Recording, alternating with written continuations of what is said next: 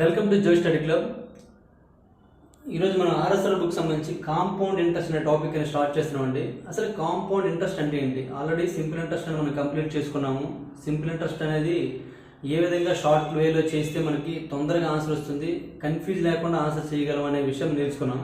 అలాగే అర్థమెటిక్ టాపిక్లోనే అతి కష్టమైన చాప్టర్ ఏంటంటే కాంపౌండ్ ఇంట్రెస్ట్ అని. చాలామంది ఈ క్వశ్చన్స్ అనేవి విడిచిపెట్టడానికి ఎక్కువ అవకాశం ఇస్తారండి, పూర్తి వదిలేయడానికి చూస్తారు. ఎందుకంటే ఇది చాలా ఎక్కువ క్యాలిక్యులేషన్ పార్ట్ ఎక్కువ ఉంటుంది కాబట్టి చేయడానికి ఎక్కువ ఇష్టపడరండి. కాబట్టి మనం దీన్ని కాంపౌండ్ ఇంట్రెస్ట్ అనే టాపిక్ని మొత్తం 8 మోడల్లో చేయవచ్చండి.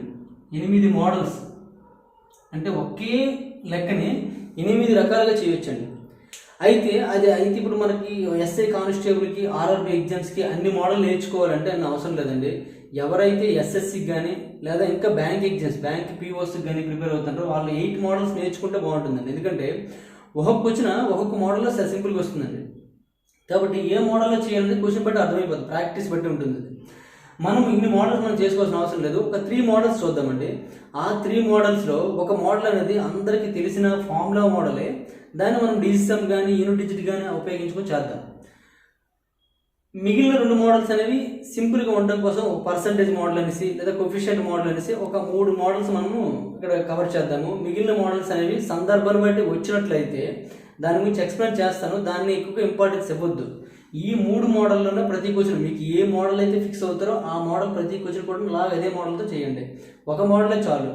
మీకు ఎప్పుడైతే కాంపౌండ్ ఇంట్రెస్ట్ సమ్స్ అనేది కొద్దిగా బాగా చేయడం వచ్చిందో ఆ తర్వాత మీరు ఏం చేస్తారంటే ఇంకా వేరే మోడల్ నేర్చుకోవడానికి ప్రయత్నించండి. ఎందుకంటే కొన్ని క్వశ్చన్స్ అనేవి వేరే మోడల్లో చేస్తే చాలా తక్కువ టైంలో వచ్చేస్తాయి అనమాట. ఒక 5 సెకండ్స్ 10 సెకండ్లో కూడా వచ్చేస్తాయి వేరే మోడల్లో చేస్తే. కానీ ఆ మోడల్ అనేది ఆ టెక్నిక్ గుర్తించుకోవడం కష్టమైపోతుంది. ఏ టెక్నిక్ కూడా గుర్తించుకునే అవసరం లేదు. ఓన్లీ జనరల్ మెథడ్లో చేసిన మనకు 3 మోడల్స్ ఉన్నాయి. ఆ 3 మోడల్స్ అనేవి ఇక్కడ మనం చూద్దాం. ఓకేనండి. అసలు కాంపౌండ్ ఇంట్రెస్ట్ అంటే ఏంటి? కాంపౌండ్ సింపుల్ ఇంట్రెస్ట్ మనం తెలుసుకున్నాము. కాంపౌండ్ ఇంట్రెస్ట్ అంటే ఇంట్రెస్ట్ ఆన్ ఇంట్రెస్ట్ అండి. ఇంట్రెస్ట్ ఆన్ ఇంట్రెస్ట్ అంటే ఇంట్రెస్ట్కి మళ్ళీ ఇంట్రెస్ట్ క్యాలిక్యులేట్ చేసినట్లయితే, అంటే వడ్డీకి వడ్డీ క్యాలిక్యులేట్ చేసినట్లయితే దాన్ని మనం ఏమంటామంటే కాంపౌండ్ ఇంట్రెస్ట్ అంటామండి. అంటే ఇప్పుడు మనం ఎగ్జాంపుల్ తీసుకున్నాం అనుకోండి, ఒక 8,000 తీసుకున్నామండి. 8,000 అనేది ఒక 10% ఇంట్రెస్ట్కి ఒక 2 సంవత్సరాలకి వడ్డీకి ఇచ్చామండి. 8,000 రూపాయలు అసలు అంటే P = principal 8,000, rate of interest R = 10%, T = 2 years అనేసి మనం ఇచ్చామండి. దీనికి సింపుల్ ఇంట్రెస్ట్ క్యాలిక్యులేట్ చేయాలంటే I = PTR/100 అని చేసాము, లేదంటే TR పర్సెంటేజ్ కనుక్కొని కూడా చేసామండి. ఓకేనండి. ఈ విధంగా చేసాము, బాగానే వచ్చింది మాకు. అయితే ఇప్పుడేమంటుందండి కాంపౌండ్ ఇంట్రెస్ట్ అంటే, కాంపౌండ్ ఇంట్రెస్ట్ అర్థం ఏంటంటే ఈ 8,000ని 10% ఇంట్రెస్ట్కి 2 సంవత్సరాలు ఉంది కాబట్టి 1 సంవత్సరం ముందు ఇంట్రెస్ట్ కట్టుకొని మళ్ళీ ఆ ఇంట్రెస్ట్కి మళ్ళీ ఇంట్రెస్ట్ పడుతుందండి. ఓకే, ఒకసారి చూడండి. 8,000కి 10% అండి. 8,000కి ఈ 10% చూసుకున్నట్లు ఎంత అవుతుందండి? 800 అవుతుందండి. 8,000కి 10% అంటే 100% 8,000 కాబట్టి 10% ఎంత అవుతుంది? 800 అవుతుందండి. అంటే 8,000కి 10% 800 అంటే 1 సంవత్సరానికి వడ్డీ ఎంత అవుతుందండి? 800 అవుతుందండి 1 సంవత్సరానికి. అదే 2 సంవత్సరాలకి అయితే మరొక సంవత్సరానికి ఏమవుతుందండి? మరొక 800 అవుతుందండి. అంటే సింపుల్ ఇంట్రెస్ట్ ప్రకారం అయితే 2 కలిపి ఎంత అవుతుందండి? 1,600 అవుతుందండి సింపుల్ ఇంట్రెస్ట్ ప్రకారం. మామూలు నార్మల్గా చేసుకోండి, చేసినా సరే ఏమవుతుంది? 10 × 2 అంటే 20%. 20% అంటే 100% ఈక్వల్ టు 8,000 అయినట్లయితే 20% ఈక్వల్ టు ఎంత? అది చేసినట్లయితే 100 × 80 కాబట్టి 2 × 20 ఏమవుతుంది? 1,600 అవుతుందండి. 2 × 80 = 1,600. అంటే ఇక్కడ కూడా అదే వచ్చిందో లేదండి సింపుల్ ఇంట్రెస్ట్. కానీ మనకి కాంపౌండ్ ఇంట్రెస్ట్ ఏం చెప్తుందండి? ఇంట్రెస్ట్ ఆన్ ఇంట్రెస్ట్ అండి. అంటే ఇంట్రెస్ట్ పడుతుందండి. అంటే మొదటి సంవత్సరం ఇది ఫస్ట్ ఇయర్ యొక్క ఇంట్రెస్ట్ అయినట్లయితే మనకి సెకండ్ ఇయర్ ఇంట్రెస్ట్ చూసుకున్నట్లయితే ఫస్ట్ ఇయర్కి 800, సెకండ్ ఇయర్కి 800 అండి. కానీ సెకండ్ ఇయర్ వచ్చేటప్పటికి ఏమవుతుందంటే ఈ ఇంట్రెస్ట్ కూడాను దీనిలో మళ్ళీ ప్రిన్సిపల్లో కలపడం జరుగుతుందండి. ఇంట్రెస్ట్ కూడా ఏమవుతుందంటే ప్రిన్సిపల్లో కలపడం జరుగుతుంది. అంటే ఈ ఇంట్రెస్ట్ కూడా మళ్ళీ ఇంట్రెస్ట్ పడుతుందండి. అంటే ఈ 800కి మళ్ళీ 10% పడుతుంది. 10% ఎంత అండి? 80 అవుతుందండి. 800లో 10% ఎంత? 80. అంటే మొత్తం ఎంత అవుతుందండి? ఇది ఒక 80. అంటే 1,600 + 80 అంటే 1,680 రూపాయలు అవుతుందండి కాంపౌండ్ ఇంట్రెస్ట్. అదే సింపుల్ ఇంట్రెస్ట్ ఎంత అవుతుందండి? 1,600 అవుతుందండి. అదే డిఫరెన్స్ అండి, ఇంకేం లేదు. కాంపౌండ్ ఇంట్రెస్ట్కి సింపుల్ ఇంట్రెస్ట్ డిఫరెన్స్ ఏంటంటే మనకి ఎన్ని ఇయర్స్ తీసుకున్నా సరే ఇంట్రెస్ట్ అనేది క్యాలిక్యులేషన్ అనేది ఒకేలా క్యాలిక్యులేషన్ అవుతుంది. ప్రతి సంవత్సరం కూడా ఈక్వల్ అమౌంట్ అవుతుందండి. కానీ కాంపౌండ్ ఇంట్రెస్ట్ అయితే మాత్రం ఇంట్రెస్ట్ పడుతుందండి. అంటే సంవత్సరానికి కూడా వడ్డీ రేట్ అనేది పెరిగిపోతూ ఉంటుందండి. అంటే ప్రతి సంవత్సరం వడ్డీ తీసుకెళ్ళి ఎంత కలపాలండి, అసలు కలిపేయాలండి.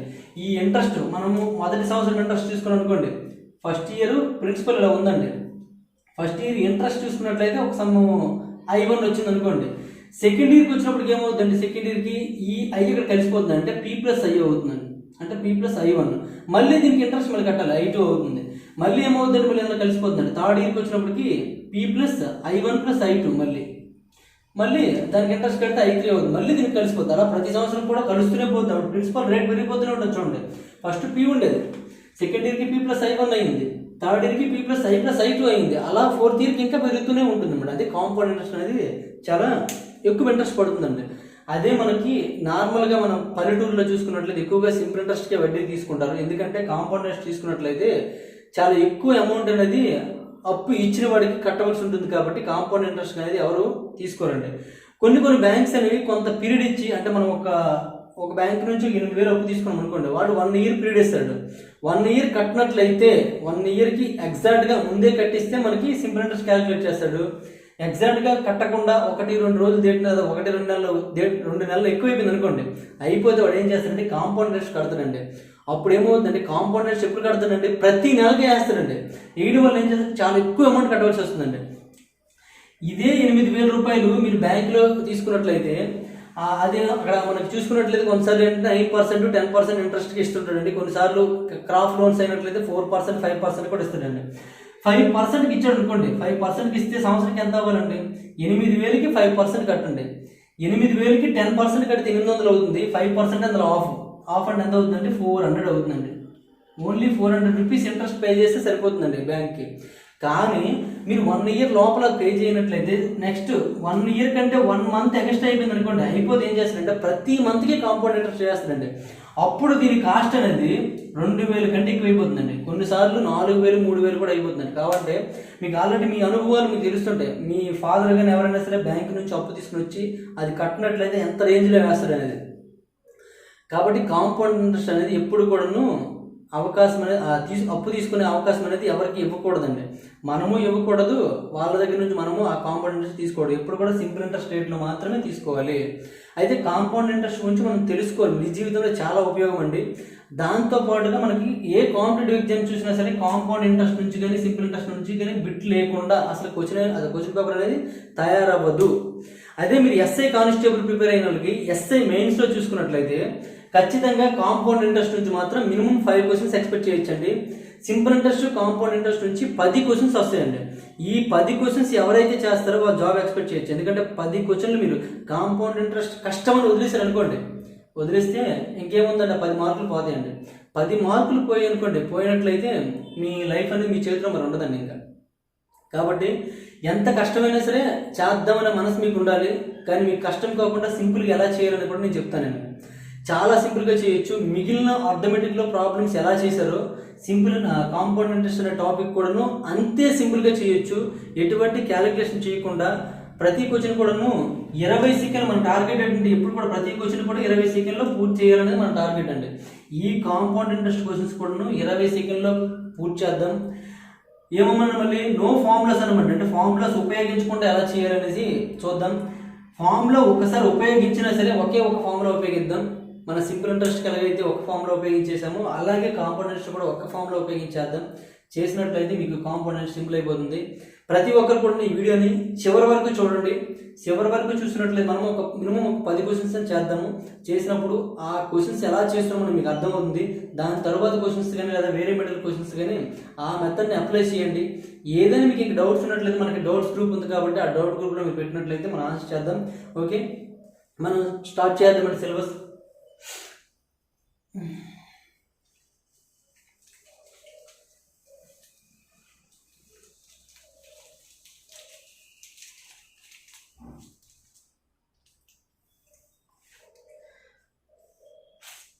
కాంపౌండ్ ఇంట్రెస్ట్ అండి. కాంపౌండ్ ఇంట్రెస్ట్ విషయంకి వచ్చినప్పటికి మనం కొద్దిగా జనరల్గా బుక్లో చెప్పే ముందు జనరల్గా ఒక 2-3 క్వశ్చన్స్ చెప్దామండి.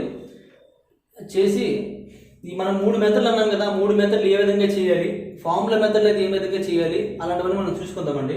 ముందు ఫార్ములాస్ గురించి తెలుసుకుందామండి. ఆల్రెడీ కొంతమంది ఫార్ములాస్ బేస్ చేసి వెళ్తుంటారు కాబట్టి ఫార్ములాని ఏ విధంగా సింప్లిఫై చేయాలి అనేది ముందు మనం చూద్దాం.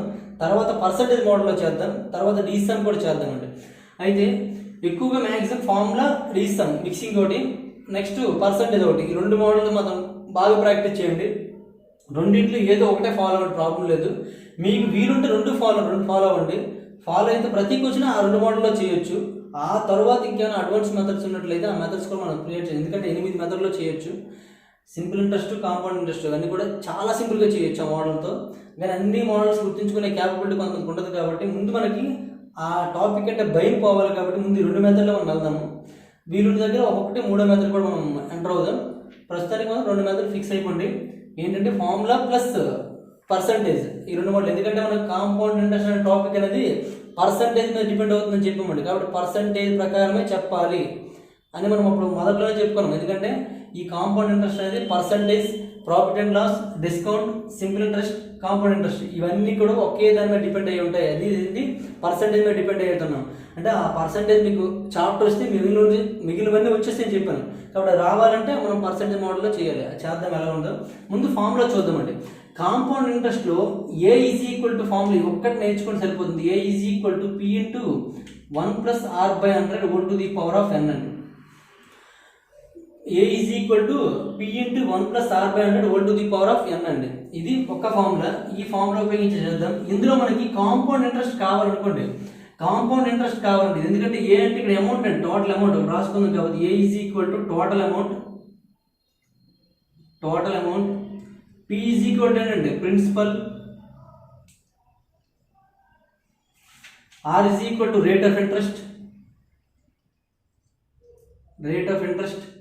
ఇక్కడ టీ ఉండదండి, ఎన్ ఉంటుందండి. ఎన్ అనేది నెంబర్ ఆఫ్ టైమ్స్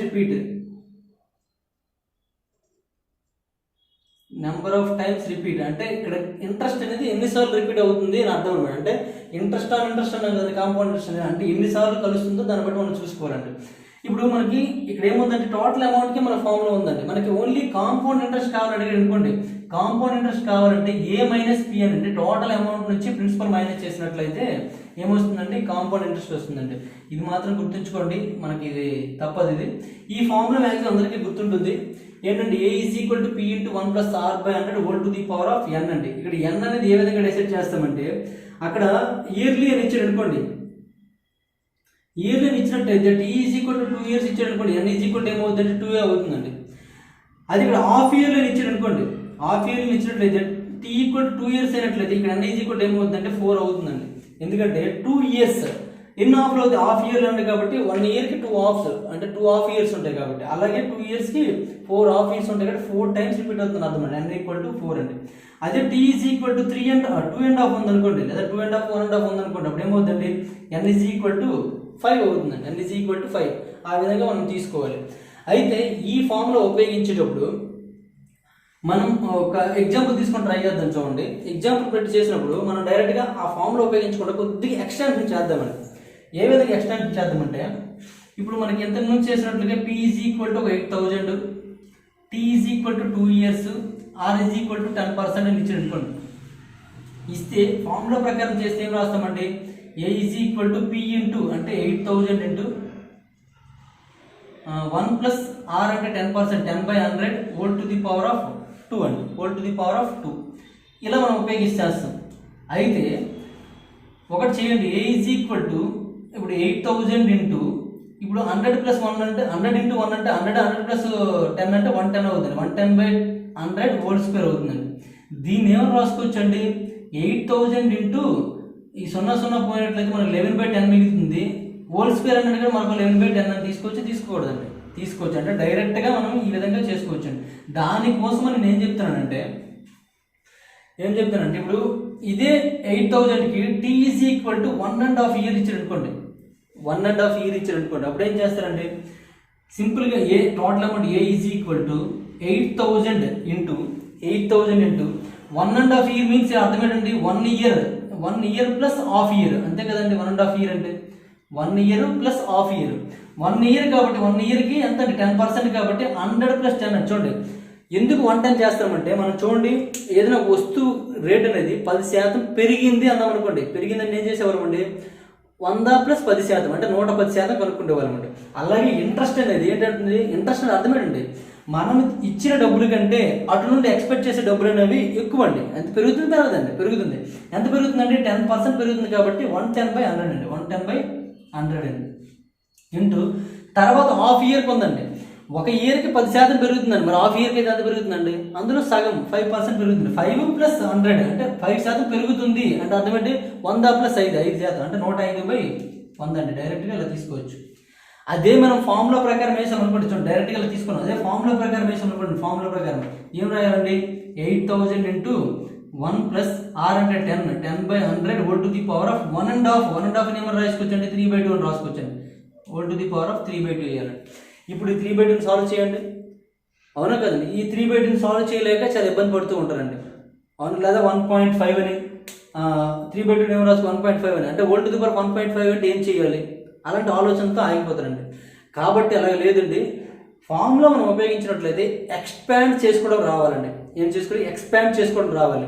ముందు మనకు ఈ ఫార్ములా రాసుకోండి, రాసుకున్న తర్వాత ఆ ఫార్ములాని ఏ విధంగా ఎక్స్పాండ్ చేయాలో మనం చూద్దాం. అంటే t = 1 ఇయర్ అయితే ఎలా ఉంటుంది, 2 ఇయర్స్ ఎలా ఉంటుంది, అలా ఫార్ములా ఎక్స్పాండ్ మీకు చూపిస్తానండి. మనకు రాసుకున్నప్పుడు ఇన్ని ఫార్ములాస్ ఏమనిపించినట్టు ఉంటుంది, ఒకే ఫార్ములాని ఎక్స్పాండ్ చూపిస్తున్నాను. ఎందుకంటే మనం సింప్లిఫై అవ్వడం కోసం. మనం డీసెంట్ అప్లై చేయాలన్నా, పర్సంటేజ్ అప్లై చేయాల్సిన ఎక్స్పాండ్ ఫార్మ్ అనేది చాలా బాగుంటుంది కాబట్టి ఎక్స్పాండ్ చేద్దాం. ముందు ఆ ఫార్ములాస్ రాసుకోండి. ఆ ఫార్ములాస్ రాసిన తర్వాత మనం ఏదైనా ఎగ్జాంపుల్స్ అనేవి ఆ మోడల్లో చేస్తే మీకు చాలా సింపుల్గా అర్థమైపోతుంది. చూద్దాం ఒకసారి ఈ ఫార్ములా రాసుకోండి, రాసిన తర్వాత మనం ఎక్స్పాండ్ చేద్దాం.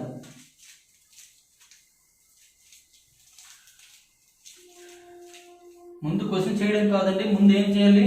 ఈ కాంపౌండ్ ఇంట్రెస్ట్ అంటే ఏంటి, ఆ ఫార్ములాస్ ఏంటి, అవి అలా ముందు నేర్చుకోవడం ప్రయత్నించండి.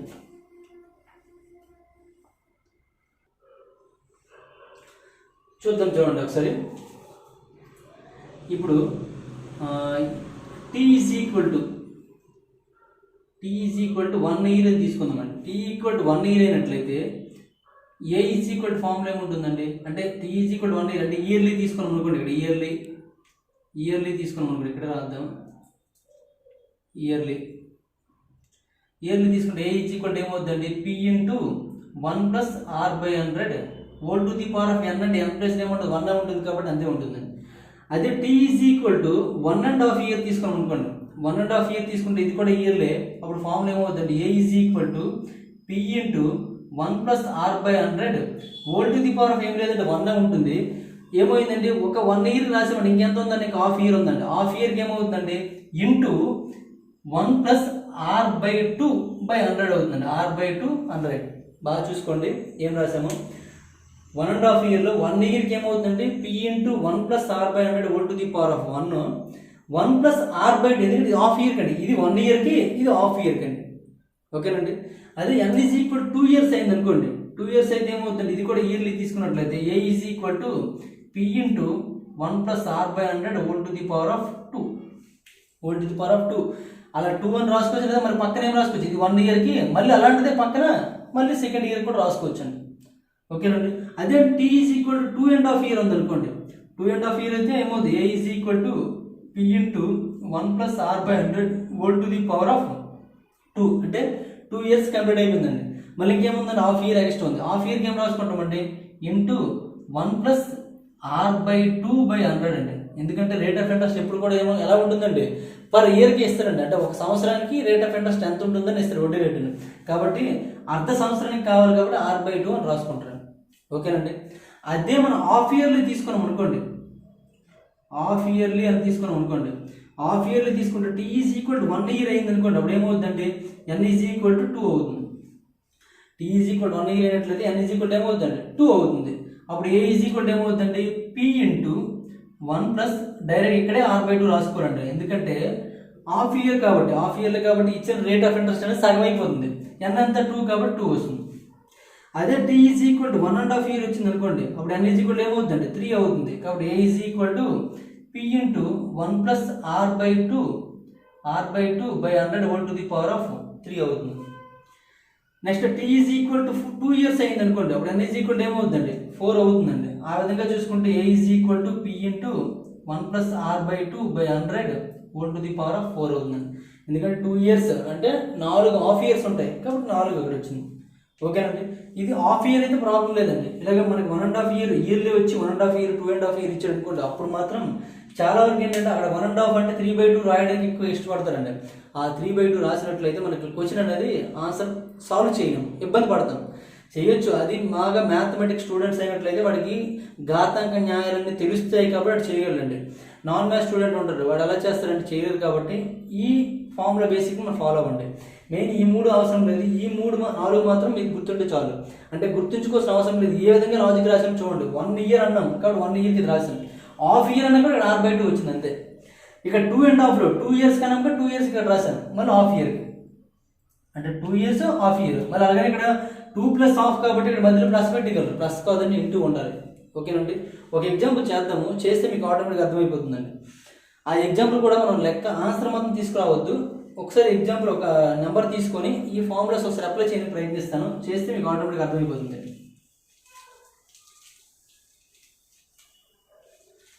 ఈ ఫార్ములాస్ అని ఒకసారి రాసుకోండి, రాసి ప్రాక్టీస్ చేయండి. అంటే మీ సొంతంగా ఖాళీ సమయంలో ఆ ఫార్ములాస్ ప్రాక్టీస్ చేసినట్లయితే మీకు ఎలా చేయాలి ఏం చేయాలని అర్థమైపోతుంది మనకి. ఇంతకుముందు మనం తీసుకున్నట్లయితే P = 8,000, rate of interest R = 10%, T = 2.5 years ఇచ్చారు అనుకోండి. 2.5 ఇయర్స్ ఇచ్చారు అనుకోండి. ఇచ్చినట్లయితే మాకు టోటల్ అమౌంట్ A = ఏమవుతుందండి, ఏం తీసుకోవాలి, ఫార్ములా ఏంటంటే ఫార్ములా ముందు రాద్దాం. A = P × 1 + R/100 ఏం రాయాలండి, 2.5 కాదు, ముందు 2 ఉంది కదా 2 రాయాలి, మళ్ళీ హాఫ్ ఇయర్ రాయాలి, అంటే 1 + R/2/100 అవుతుందండి.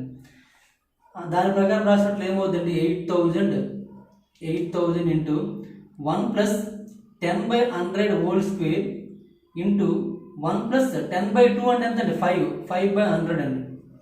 దీన్ని ఏం రాసుకోవచ్చు అండి, 8,000 ఇంటూ ఇక్కడ మనకి 100 × 1 ఏమవుతుందండి, 100 × 1 100 + 10 అంటే 110, 110/100 హోల్ స్క్వేర్ ఇంటూ 1 + 100 + 5 అంటే 105, 105/100 అవుతుందండి. దీన్ని ఏమని రాసుకోవచ్చు అండి, 8,000 ఇంటూ 110/100 ఇంటూ 110/100 ఇంటూ 105/100 అని రాసుకోవచ్చండి. ఓకేనండి. చూడండి, ఒకే స్టెప్ ఇన్నిసార్లు రాయడానికి మనకి ఎంత టైం వేస్ట్ అయ్యిందండి, ఒకసారి ఆలోచించండి. మనకి ఇచ్చిన దాన్ని ఫార్ములా బేసిక్లో రాస్తే ఒకేసారి రాయడానికి ఎంతవరకు టైం పట్టిందండి. అంటే ఎన్ని స్టెప్స్ రాశారు, 1 2 3 4 స్టెప్స్ రాశారు. అన్ని ఈ 4 రాసేసరికి మినిమం హాఫ్ మినిట్ పట్టేస్తుందండి. మరి 20 సెకండ్లో ఎలా చేశారు సార్ అని అడుగుతారు కదా మీరు. రాయడానికి హాఫ్ మినిట్ పట్టేస్తుంది, 30 సెకండ్లు పట్టేస్తుంది. అంటే మరి 20 సెకండ్లో క్వశ్చన్లో చేస్తారని అంటారు కదా. ఇదంతా రాయవలసిన అవసరం లేదండి,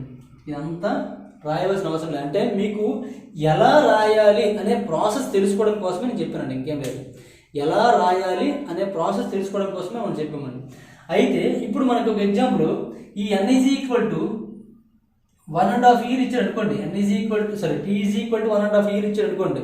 ఇప్పుడు ఇయర్లీ క్యాలిక్యులేట్ చేయాలి మనం.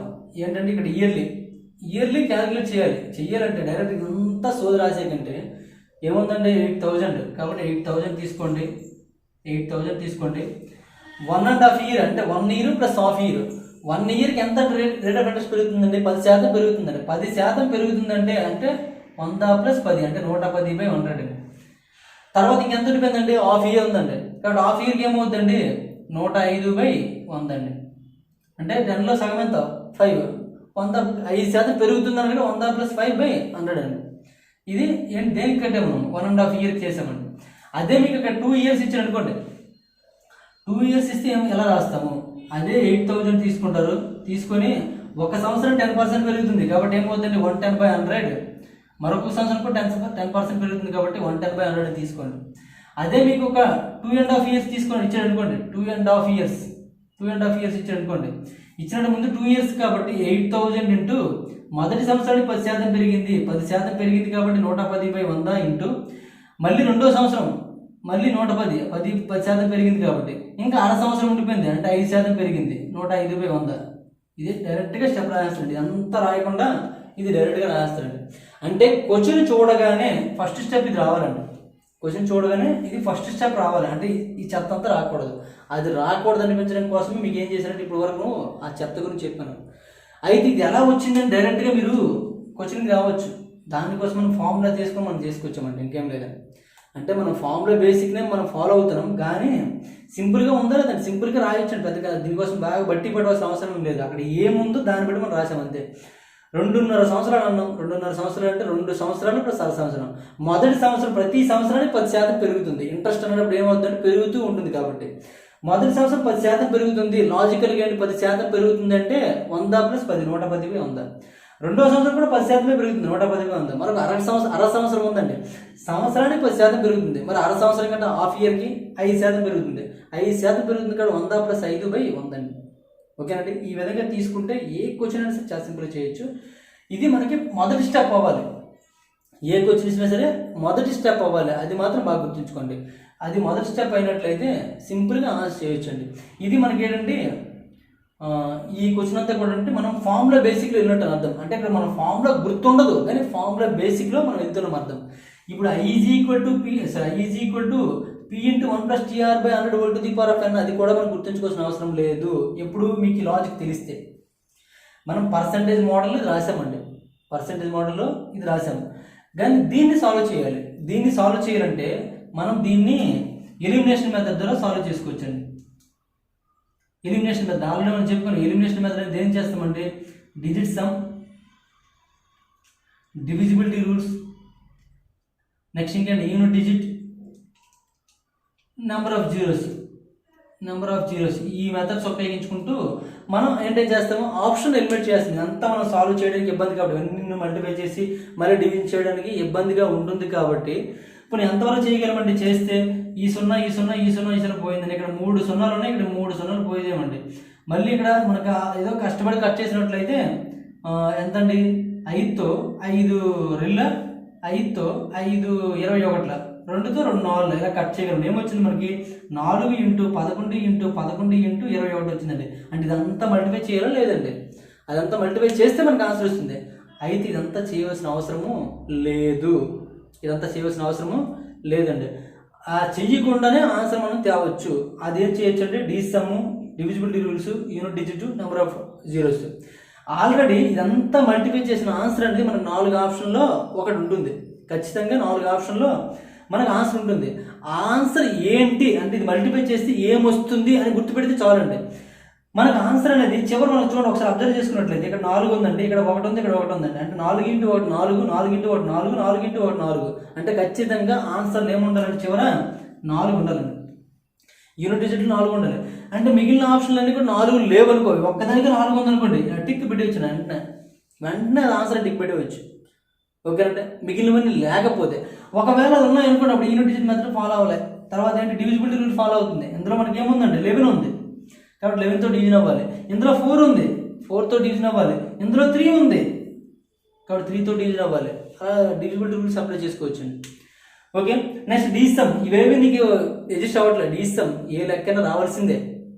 ఒక్క బైలో 9 ఉన్నప్పుడు మాత్రమే మనకు రాదు, కానీ ఈ చాప్టర్లో బైలో 9 వచ్చే అవకాశం అనేది చాలా తక్కువ. కాబట్టి మ్యాక్సిమం మనం డిసమ్తో చేసి వచ్చండి. ఓకేనండి, ఇది ప్రాసెస్. మనకి ఫస్ట్ స్టెప్లో ఏం రాస్తామంటే రాస్తాం, రాసినంటే ఒకే స్టెప్ అండి. ఫస్ట్ స్టెప్లో రాస్తాం, రాసినంటే డిసమ్ అప్లై చేసేయచ్చు, లేదా యూనిట్ డిజిట్ అప్లై చేసేయచ్చు, లేదా డివిజిబిలిటీ రూల్ అప్లై చేసేయచ్చు. ఆన్సర్ మనకు వచ్చేస్తుందండి. మనకి ఎగ్జామ్లో మన బుక్లో ఉన్న ఆర్ఎస్ఆర్ బుక్లో ఉన్న క్వశ్చన్స్ అనేవి మనం చేద్దాము, ఆల్రెడీ ఆప్షన్స్ రాసి చేద్దాము. ప్రాసెస్ ముందు తెలుసుకోవాలి మీరు. ఆ తెలుసుకోవడం కోసం ఇప్పుడు నేను చెప్తున్నాను. అయితే ఇంకో ఇది మనకి ఏంటంటే ఫార్ములా మెథడ్. ఆ ఫార్ములా మెథడ్ ఉపయోగించుకుంటూ దాన్ని డిసమ్, డివిజిబిలిటీ రూల్స్, యూనిట్ డిజిట్ అవన్నీ అప్లై చేసి చేస్తున్నాం. ఇది ఒక మెథడ్ అండి. ఇది చాలా తక్కువ టైంలో చేయొచ్చు. అలా కాకుండా డైరెక్ట్ పర్సంటేజ్ మెథడ్లో అలా చేస్తాము. మనకు సింపుల్ ఇంట్రెస్ట్ చూసుకున్నట్లయితే సింపుల్ ఇంట్రెస్ట్ ఏం చేసామండి, I = PTR/100 బదులుగా మనం ఏం ఉపయోగించామంటే సింపుల్ ఇంట్రెస్ట్ = TR% ఉపయోగించామండి. అంటే పర్సంటేజ్ మోడల్లో మనం చేసాం. మన సింపుల్ ఇంట్రెస్ట్లో తీసుకెళ్ళినట్లయితే సింపుల్ ఇంట్రెస్ట్ = TR% అని తీసుకోమంటే, అదే ప్రిన్సిపల్ = 100% అని తీసుకొని మనం చేసాం. ఈ రెండింటిని మనం బేస్ చేసుకొని మనం చేసామండి. అదే పర్సంటేజ్ మోడల్. అలాగే మన కాంపౌండ్ ఇంట్రెస్ట్లో కూడా పర్సంటేజ్లు ఉంటాయా అంటే ఉంటాయండి. చూద్దాం ఎలాగంటే, ఇప్పుడు ప్రిన్సిపల్ అనేది 8000 ఇచ్చాడండి. రేట్ ఆఫ్ ఇంట్రెస్ట్ R = 10% ఇచ్చాడు. T = 2 years ఇచ్చాడు అనుకోండి. 2 years ఇచ్చితే మనకి కాంపౌండ్ ఇంట్రెస్ట్ అనగానే మనకి ఏం చెప్పమండి, ఇంట్రెస్ట్ ఆన్ ఇంట్రెస్ట్ అండి. అంటే ఇంట్రెస్ట్ మీద ఇంట్రెస్ట్ పడుతుందండి. ఇప్పుడు మనం ఫస్ట్ ఇయర్ తీసుకున్నట్లయితే ఎంత అండి, 8,000కి ఇది 8,000కి 10% ఇంట్రెస్ట్ పడుతుంది. దీనికి 10%, అవునా కాదండి? 8,000కి మనకి ఫస్ట్ ఇయర్కి ఒక ఇయర్కి 10% ఇంట్రెస్ట్ ఎంత పడుతుందండి? 8,000 నుంచి 10% చేస్తే ఎంత అండి? 800 అండి. అది కూడా రాకపోతే నేను ఏం చేయలేనండి. 8,000 10% అంటే 8,000 ఇంటూ 10%, 10/100 అండి. ఈ 2 zeros పోతే 80 ఇంటూ 10 ఏమవుతుందండి? 800 అవుతుందండి. అలా ఓకే, 800 అండి. నెక్స్ట్ మనకి సెకండ్ ఇయర్కి తీసుకున్నట్లయితే సెకండ్ ఇయర్కి ఈ 8,000కి ఇంట్రెస్ట్ 10% ఎంత పడుతుందండి? 800 పడుతుందండి. దానికి కాంపౌండ్ ఇంట్రెస్ట్ ఆన్ ఇంట్రెస్ట్ రెండో సంవత్సరానికి వచ్చేటప్పుడు వాడి దగ్గర అసలు ఉంటుంది, దాంతో పాటుగా మొదటి సంవత్సరం వడ్డీ ఉంటుంది. అంటే ఈ మొదటి సంవత్సరం వడ్డీకి కూడా 10% పడుతుందండి. అంటే ఏమవుతుంది? 800కి 10% పడుతుంది. ఎంత అండి? 80 రూపీస్ అండి. అంటే మొత్తం ఎంత అవుతుంది? ఇది 1600, ఇది 80, అంటే మొత్తం కలిపి 1680 అవుతుందండి. మొత్తం కలిపి ఎంత అవుతుందండి? 1680. మరి ఈ విధంగా చేస్తే ఏమవుతుంది అంటే చూడండి, ఇక్కడ మనకి ఇదే కదా చేసామండి 2 years కంటే. ఒకసారి చూడండి, ఇది ఒక చెరిపేస్తాను చూడండి. ఇదే మనకి ఈ మోడల్ అంటే ఫార్ములా బేసిక్లో చేస్తే ఇది మనం డైరెక్ట్గా 2 years కన్నాడు కాబట్టి, ఎందుకంటే 2 years కావాలని 2 years ఏం రాస్తామంటే మొదటి సంవత్సరానికి 10% పెరిగింది, రెండో సంవత్సరం 10% పెరిగింది, 110/100 రాస్తామండి. ఇప్పుడు ఈ 2 సున్నాలు పోయి ఇక్కడ 0, ఇక్కడ 0 పోయింది, ఇక్కడ 0 పోయిందండి. 11 ఎంతండి? 121 పక్కన 0 ఇంటూ 8 అండి. ఇంటూ 8తో మల్టిప్లై చేశారు. 8 0 0 8 1 8 8 16 1 ఉంటుంది, 8 1 8 9 9,680 అవుతుందండి. ఏంటండి ఇది? ఏ అండి. ఇది ఏ. మనకేం కావాలి? కాంపౌండ్ ఇంట్రెస్ట్ కావాలి. Compound interest is equal to A minus P అనండి. ఏ ఎంతండి? 9,680. పి ఎంతండి? 8,000 అండి. మైనస్ చేస్తే ఎంత వస్తుంది? 1,680 అవుతుందండి. ఇది మనకు ఆన్సర్. 1,680. చూడండి, మనకి ఫస్ట్ స్టెప్ వేసిన తర్వాత మనకి ఏ వచ్చిందండి. ఏ అడిగాడు అనుకోండి, చాలా సింపుల్గా చేసి వచ్చాడు. ఏ అడిగితే కానీ వాడికి మన కాంపౌండ్ ఇంట్రెస్ట్ అడిగితే మళ్ళీ ఏం చేయాలి? మళ్ళీ ఏ మైనస్ పి చేయాలి. మనకి ఎంత వచ్చింది? మరి ఇక్కడ కూడా అంతే వచ్చింది. చూడండి, వచ్చింది రాలేదండి? వచ్చింది. నెక్స్ట్ అలాగే దీనికి మనకు ఒక 2.5 years ఇచ్చాడు అనుకోండి. 2.5 years ఇచ్చాడు అనుకోండి. అప్పుడు మరి ఏం చేయాలి? 2.5 years ఇస్తే ఇక్కడ వరకు బాగానే ఉందండి. 2.5 years ఇస్తే ఇక్కడ వరకు బాగానే ఉందండి. నెక్స్ట్ ఇది ఫస్ట్ ఇయర్, ఇది హాఫ్ ఇయర్ అండి. లాస్ట్ హాఫ్ ఇయర్కి ఎలా అవుతుంది? హాఫ్ ఇయర్ అనేది ఇందులో హాఫ్ తీసుకోవాలంటే 5% కనుక్కోవాలంటే దీనికి 5% పడుతుంది. దీనికి 5%. 8,000కి 10% 800 అండి. 5% ఎంత అవుతుందండి? 400. అందులో సగం అవుతుంది. 10% 800, అందులో సగం 5% కాబట్టి 400 అవుతుందండి. ఇప్పుడు చూడండి, ఈ 1.5 సంవత్సరం వచ్చినప్పటికి ఆల్రెడీ 2 సంవత్సరాలు కంప్లీట్ అయిపోయిందండి. అంటే 2 సంవత్సరాలు వచ్చిన ఈ వడ్డీ అంతా కూడా, ఈ పైన అంతా కూడా ఏమవుతుందండి? అసలులో కలిసిపోతుంది. కాబట్టి ప్రతిదానికి వడ్డీ పడుతుందండి. అంటే దీనికి వడ్డీ పడుతుందండి. దీనికి 5% కట్టాలి. 800లో 10% 80 అండి. 5% ఎంత అవుతుందండి? 40 అవుతుందండి. మళ్ళీ దీనికి ఇంట్రెస్ట్ పడుతుందండి 5%. ఎంత అవుతుందండి? 40 అవుతుందండి. ఇది పడుతుంది, దీనికి పడుతుంది, మళ్ళీ దీనికి పడుతుందా? పడదండి. దీనికి కూడా పడుతుందండి. దీనికి ఎంత అవుతుందండి? 5% అండి. 10% ఎంత అవుతుందండి? 8 అవుతుందండి. చూడండి, 80లో 10% 8 అవుతుందండి. 5% ఎంత అవుతుందండి? 4 అవుతుందండి. ఇదంతా కలిపి ఇంట్రెస్ట్ అండి. చూడండి ఎంత? 800 1600 ప్లస్ 400 అంటే 2000 ప్లస్ ఇది 80 ప్లస్ 80 అంటే 160 ప్లస్ 4 అండి. ఎంత అవుతుందండి? 2164 అవుతుందండి. 2164. ఓకేనండి. ఒకసారి అర్థమైతే చూడండి. ఇక్కడ మీకు కన్ఫ్యూజ్ అవ్వచ్చు, కానీ కన్ఫ్యూజ్ ఏం లేదండి. మీరు ఎప్పుడైతే మీరు లాజికల్గా కరెక్ట్గా అర్థం చేసుకోగలిగితే చాలా సింపుల్ మెథడ్ అండి ఇది. దీనికంటే కూడా ఇది సింపుల్ మెథడ్ అండి. అయితే దీన్ని ఎవరైతే మ్యాథమెటిక్ అంటే భయపడతారో, క్యాలిక్యులేషన్ అంటే భయపడతారండి, ఈ పర్సంటేజ్ కూడా కనుక్కోలేకపోతారో వాళ్ళ కోసం ఇది. ఎవరైతే మ్యాథ్స్ స్టూడెంట్స్ ఉన్నారో, మ్యాథ్స్ బ్యాక్గ్రౌండ్ స్టూడెంట్స్ ఉన్నారో వాళ్ళకి ఇది చాలా యూస్ఫుల్గా ఉంటుందండి. ఎందుకంటే చాలా తక్కువ టైంలో చేయగలరు. నాకు మ్యాథ్స్ బ్యాక్గ్రౌండ్ లేదు, నేను డీసీఎం బాగా చేయగలుగుతున్నాను అంటే ఈ మెథడ్ చాలా బెటర్ అండి. మీకు 2 మెథడ్లు చెప్తూ పోతున్నాను. ఏ మెథడ్ మీకు ఇంపార్టెంట్ అంటే బాగా వచ్చి అనిపిస్తుందో, ఏ మెథడ్తో తక్కువ టైంలో చేయగలుగుతున్నారో ఆ మెథడ్ మీరు ఫాలో అయిపోండి. ఏ మెథడ్ వల్ల ఇబ్బంది పడుతున్నారో ఆ మెథడ్ అని కొద్దిగా వెనక పెట్టండి, తర్వాత నేర్చుకోవడానికి ప్రయత్నించండి. 2 మెథడ్లు నేర్చుకుంటే మంచిదండి. ఓకేనండి. ఒక్కొక్క క్వశ్చన్ ఇది బెటర్గా ఉంటుంది, ఒక్కొక్క క్వశ్చన్ ఇది బెటర్గా ఉంటుంది. కాబట్టి సందర్భాన్ని బట్టి మీరు ఏది చూస్ చేసుకోవాలనేది మీకు అర్థమవుతుంది. కాబట్టి ప్రస్తుతానికి మాత్రం మ్యాథ్స్ బ్యాక్గ్రౌండ్ కాదనుకుంటే మాత్రం డీసీఎం ఈ మెథడ్ ఫార్ములా మెథడ్ చేసుకోండి. మీ మ్యాథ్స్ స్టూడెంట్ మేము కొద్దిగా చేయగలమనుకుంటే, పర్సంటేజ్ క్యాలిక్యులేషన్ చేయగలిగితే మాత్రం ఇది చాలా బెటర్ అండి. ఓకేనండి. రెండింటి తేడా చూద్దాము. నెక్స్ట్ మనకు ఆల్రెడీ బుక్లోకి వెళ్ళిపోతే మీకు తేడా తెలిసిపోతుందండి. ఒకసారి ఈ మెథడ్లో కడదాం ఎంత వస్తుందో చూద్దామండి. ఈ మెథడ్లో కట్టేటప్పుడు మనకి డైరెక్ట్గా 2.5 years తీసుకుందామండి. డైరెక్ట్గా 2.5 years తీసుకున్నట్లయితే 2.5 years కాబట్టి 8,000 ఇంటూ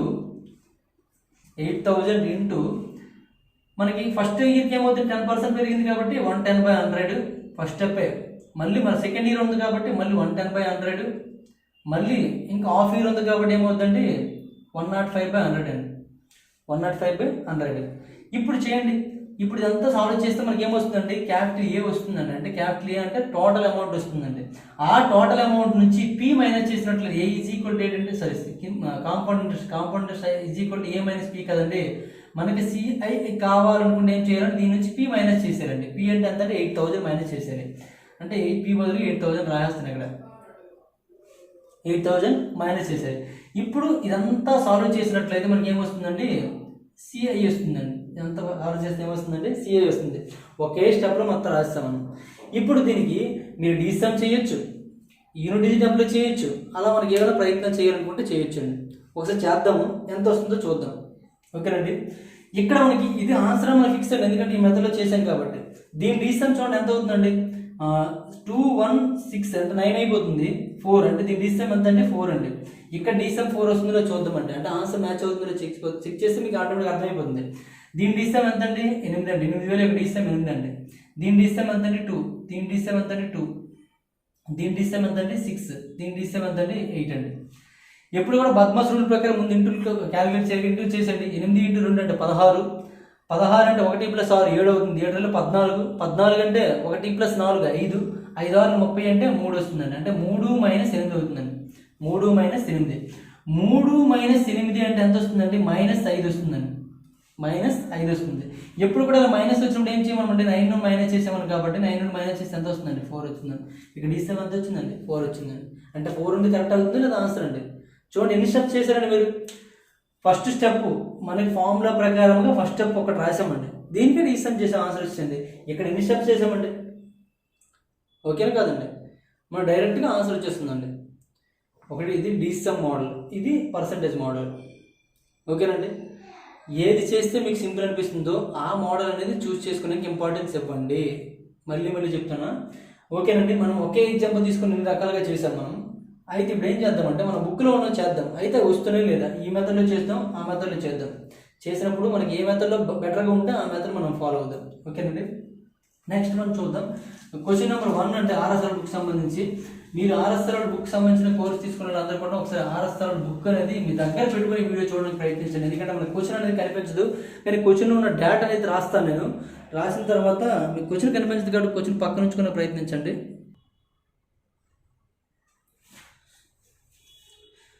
ఓకేనండి.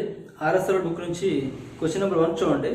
క్వశ్చన్ నెంబర్ 1, ఆల్బర్ట్ బ్యాంకులో 8,000 రూపాయలు డిపాజిట్ చేస్తే 2 సంవత్సరాలకు 5% per annum రేటుతో పొందే సింపుల్ ఇంట్రెస్ట్ కాంపౌండ్ ఇంట్రెస్ట్ మొత్తము గడువు తీరిన తర్వాత ఎంత అవుతుందని అడుగుతున్నానండి. చూడండి ఇప్పుడు ఆల్రెడీ మనం చేసిన మోడలే. ఒకసారి క్వశ్చన్ చూడండి. ఆల్బర్ట్ బ్యాంకులో 8,000 రూపాయలు డిపాజిట్ చేస్తే 2 సంవత్సరాలకు 5% per annum రేటుతో కాంపౌండ్ ఇంట్రెస్ట్తో మొత్తము గడువు తీరిన ఎంత పొందుతాడు. అంటే కాంపౌండ్ ఇంట్రెస్ట్ ప్రకారం ఎంత వస్తుందని అడుగుతున్నాను. చూడండి ఏమీ లేదు, ఇక్కడ మనం రాద్దాం డేటా. 8,000 రూపాయలు అండి ప్రిన్సిపల్ పి ఈజ్ ఈక్వల్ 8,000 రూపాయలు. Rate of interest is equal to 5%, T is equal to 2 years అండి. దీన్ని 2 విధాలుగా చేద్దామండి. పర్సంటేజ్ మోడల్లో చేసినట్లయితే 8,000 ప్రిన్సిపల్ అండి. మనకి ఫస్ట్ ఇయర్కి చూసుకున్నట్లయితే ఫస్ట్ ఇయర్కి 8,000కి ఎంత పడుతుందండి 5% పడుతుందండి. ఇంతకుముందు మనం చెప్పుకున్నాం 8,000కి 5% ఎంత అవుతుందండి 400 అవుతుందండి. నెక్స్ట్ సెకండ్ ఇయర్ చూసుకున్నట్లయితే ఈ 8,000కి మళ్ళీ మనకు 5% పడుతుంది కాబట్టి ఏమవుతుందండి 400 అవుతుందండి. కాంపౌండ్ ఇంట్రెస్ట్ అంటే ఇంట్రెస్ట్ ఆన్ ఇంట్రెస్ట్ కాబట్టి మళ్ళీ మొదటి సంవత్సరం ఇంట్రెస్ట్కి 5% కనుక్కోవాలండి. 10% 400లో 10% ఎంత అవుతుంది 40 అవుతుంది కాబట్టి 40లో సగం 5% కాబట్టి 20 అవుతుందండి. మొత్తం ఎంత అవుతుందండి ఇది 400 800 + 20 అంటే ఏమవుతుందండి 820 అవుతుందండి. అంటే 820 ఏంటంటే ఇది కాంపౌండ్ ఇంట్రెస్ట్ అండి. మనకి ఏం కావాలి టోటల్ అమౌంట్ కావాలండి. Total amount is equal to P + I అంటే టోటల్ అమౌంట్ అంత పీ ఇక్కడ అంత 8,000 ప్లస్ 820 ఈజ్ ఈక్వల్ టు ఏమవుతుంది 8,820 రూపీస్ అవుతుంది. 8,820 రూపీస్ అంటే 2 ఇయర్స్ కలిపి 8,820 రూపీస్ అవుతుందండి.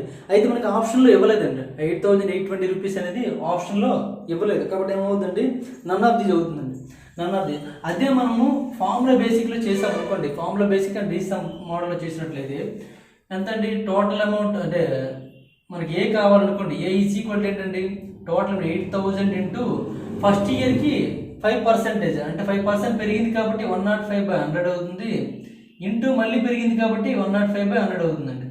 2 ఇయర్స్కి కాబట్టి 2 ఇయర్స్ తీసుకున్నామండి. ఇప్పుడు మనకి అమౌంటే కావాలి, ఇంకా కాంపౌండ్ ఇంట్రెస్ట్ అయితే మనం ఏం చేయాలి ప్రిన్సిపల్ మైనస్ చేయాలి. మనకి అమౌంటే కావాలి కానీ అమౌంట్ డైరెక్ట్ మనకి అమౌంట్ వచ్చేస్తుంది ఇక్కడ. అంటే ఏ ఈజ్ ఈక్వల్ టు ఇప్పుడు మీరు డీసమ్ అప్లై చేసుకోవచ్చండి. డీసమ్ అప్లై చేశారనుకోండి 8. డీసమ్ ఎప్పుడు అప్లై చేస్తారంటే ఆప్షన్లో ఉన్న వాల్యూస్ వేరేగా ఉన్నప్పుడు మాత్రం డీసమ్ అప్లై చేయాలండి. ఒకసారి ఆప్షన్ చూడండి, ఆప్షన్స్ ఏమి ఇచ్చారంటే 8,600, 8,620, 8,620, 8,800, 8,840 అండి, 8,840 ఇలా 4 ఆప్షన్ ఇచ్చాడు. లాస్ట్ నన్ ఆఫ్ ది ఇచ్చాడండి.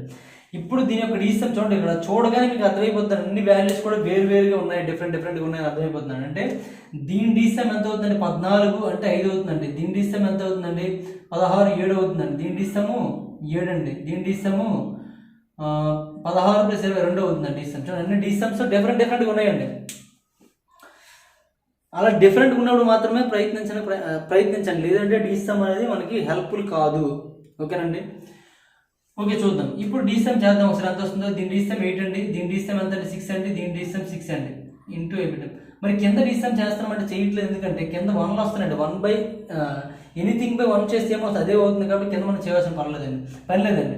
6 × 6 అంటే 36 అంటే 3 + 6 ఎంత అవుతుంది 9 అవుతుంది. 9 ఇంటూ ఎనీథింగ్ ఏమవుతుందండి 9 అంటే డీసమ్ ఏమవుతుందండి 0 అవుతుందండి. డీసమ్ ఈ 4 కూడా 0 లేదండి, 0 లేదు కాబట్టి ఏమవుతుంది last option none of these అవుతుందండి. చూడండి సింగిల్ లైన్లో ఆన్సర్ అయిపోయింది లేదండి, సింగిల్ లైన్లో ఆన్సర్ అయిపోయింది. అయితే డీసమ్ ఎప్పుడు అవుతుందంటే మ్యాక్సిమం మనకి 90% అయిపోతాయండి. కొన్ని సందర్భంలో డీసమ్ మ్యాచ్ అయిపోతాయండి. డీసమ్ మ్యాచ్ అయిపోయినప్పుడు ఒకటే గుర్తుపెట్టుకోండి, డీసమ్ మ్యాచ్ అయినప్పుడు టోటల్ అమౌంట్ కనుక్కోమని అనుకోండి. టోటల్ అమౌంట్ కనుక్కోమంటే మనకి 4 మెథడ్లు ఉన్నాయండి. ఏంటి D sum, unit digit, divisibility rules, number of zeros, అలా 4 మెథడ్లలో ఎలిమినేట్ చేసి వచ్చండి. కానీ కాంపౌండ్ ఇంట్రెస్ట్ కనుక్కోమని ఇచ్చాడు అనుకోండి, కాంపౌండ్ ఇంట్రెస్ట్ కనుక్కోమని ఇచ్చినప్పుడు మాత్రం చిన్న మనకు వేరియేషన్ వచ్చేస్తుందండి. ఎందుకంటే ఆ చిన్న వేరియేషన్ ఏమవుతుందండి దీని నుంచి మళ్ళీ ఏం చేయాలి 8,000 మైనస్ చేయాలండి. మైనస్ చేసినప్పుడు మాత్రం ఓన్లీ డివిజన్ మాత్రం అప్లై చేయగలమండి, డివిజిబిలిటీ రూల్స్ అప్లై చేయలేమండి. యూనిట్ డిజిట్ అనేది మనకి అప్లై చేయాలంటే ప్రాసెస్ ఎక్కువైపోతుందండి. కాబట్టి కాంపౌండ్ ఇంట్రెస్ట్ కనుక్కోమన్నప్పుడు మాత్రం డీసమ్ చేయకుండా ఈ ఇంట్రెస్ట్ దీన్ని ప్రయత్నించండి. ఓన్లీ కాంపౌండ్ చూడండి, ఎందుకంటే మనకి కాంపౌండ్ తొందరగా వచ్చింది, మళ్ళీ అమౌంట్ కట్టుకోవాలంటే మళ్ళీ మనకు సమ్ చేసాం మనం. కాంపౌండ్ ఇంట్రెస్ట్ కనుక్కోమంటే ఇలా పర్సంటేజ్ మోడల్లో చేయండి, టోటల్ అమౌంట్ కనుక్కోమంటే ఈ మోడల్లో చేయండి. చేసామనుకోండి తక్కువ టైంలో మనం లెక్క చేయగలుగుతామండి. ఓకేనండి, అర్థమైందా లేదండి?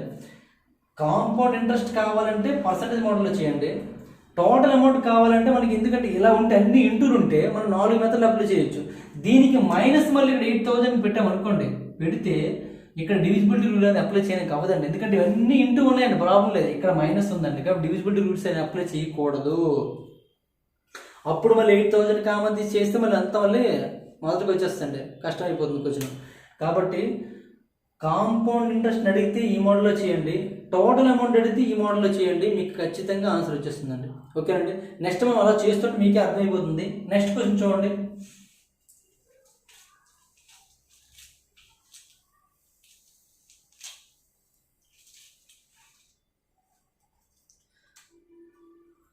సెకండ్ క్వశ్చన్ చూడండి.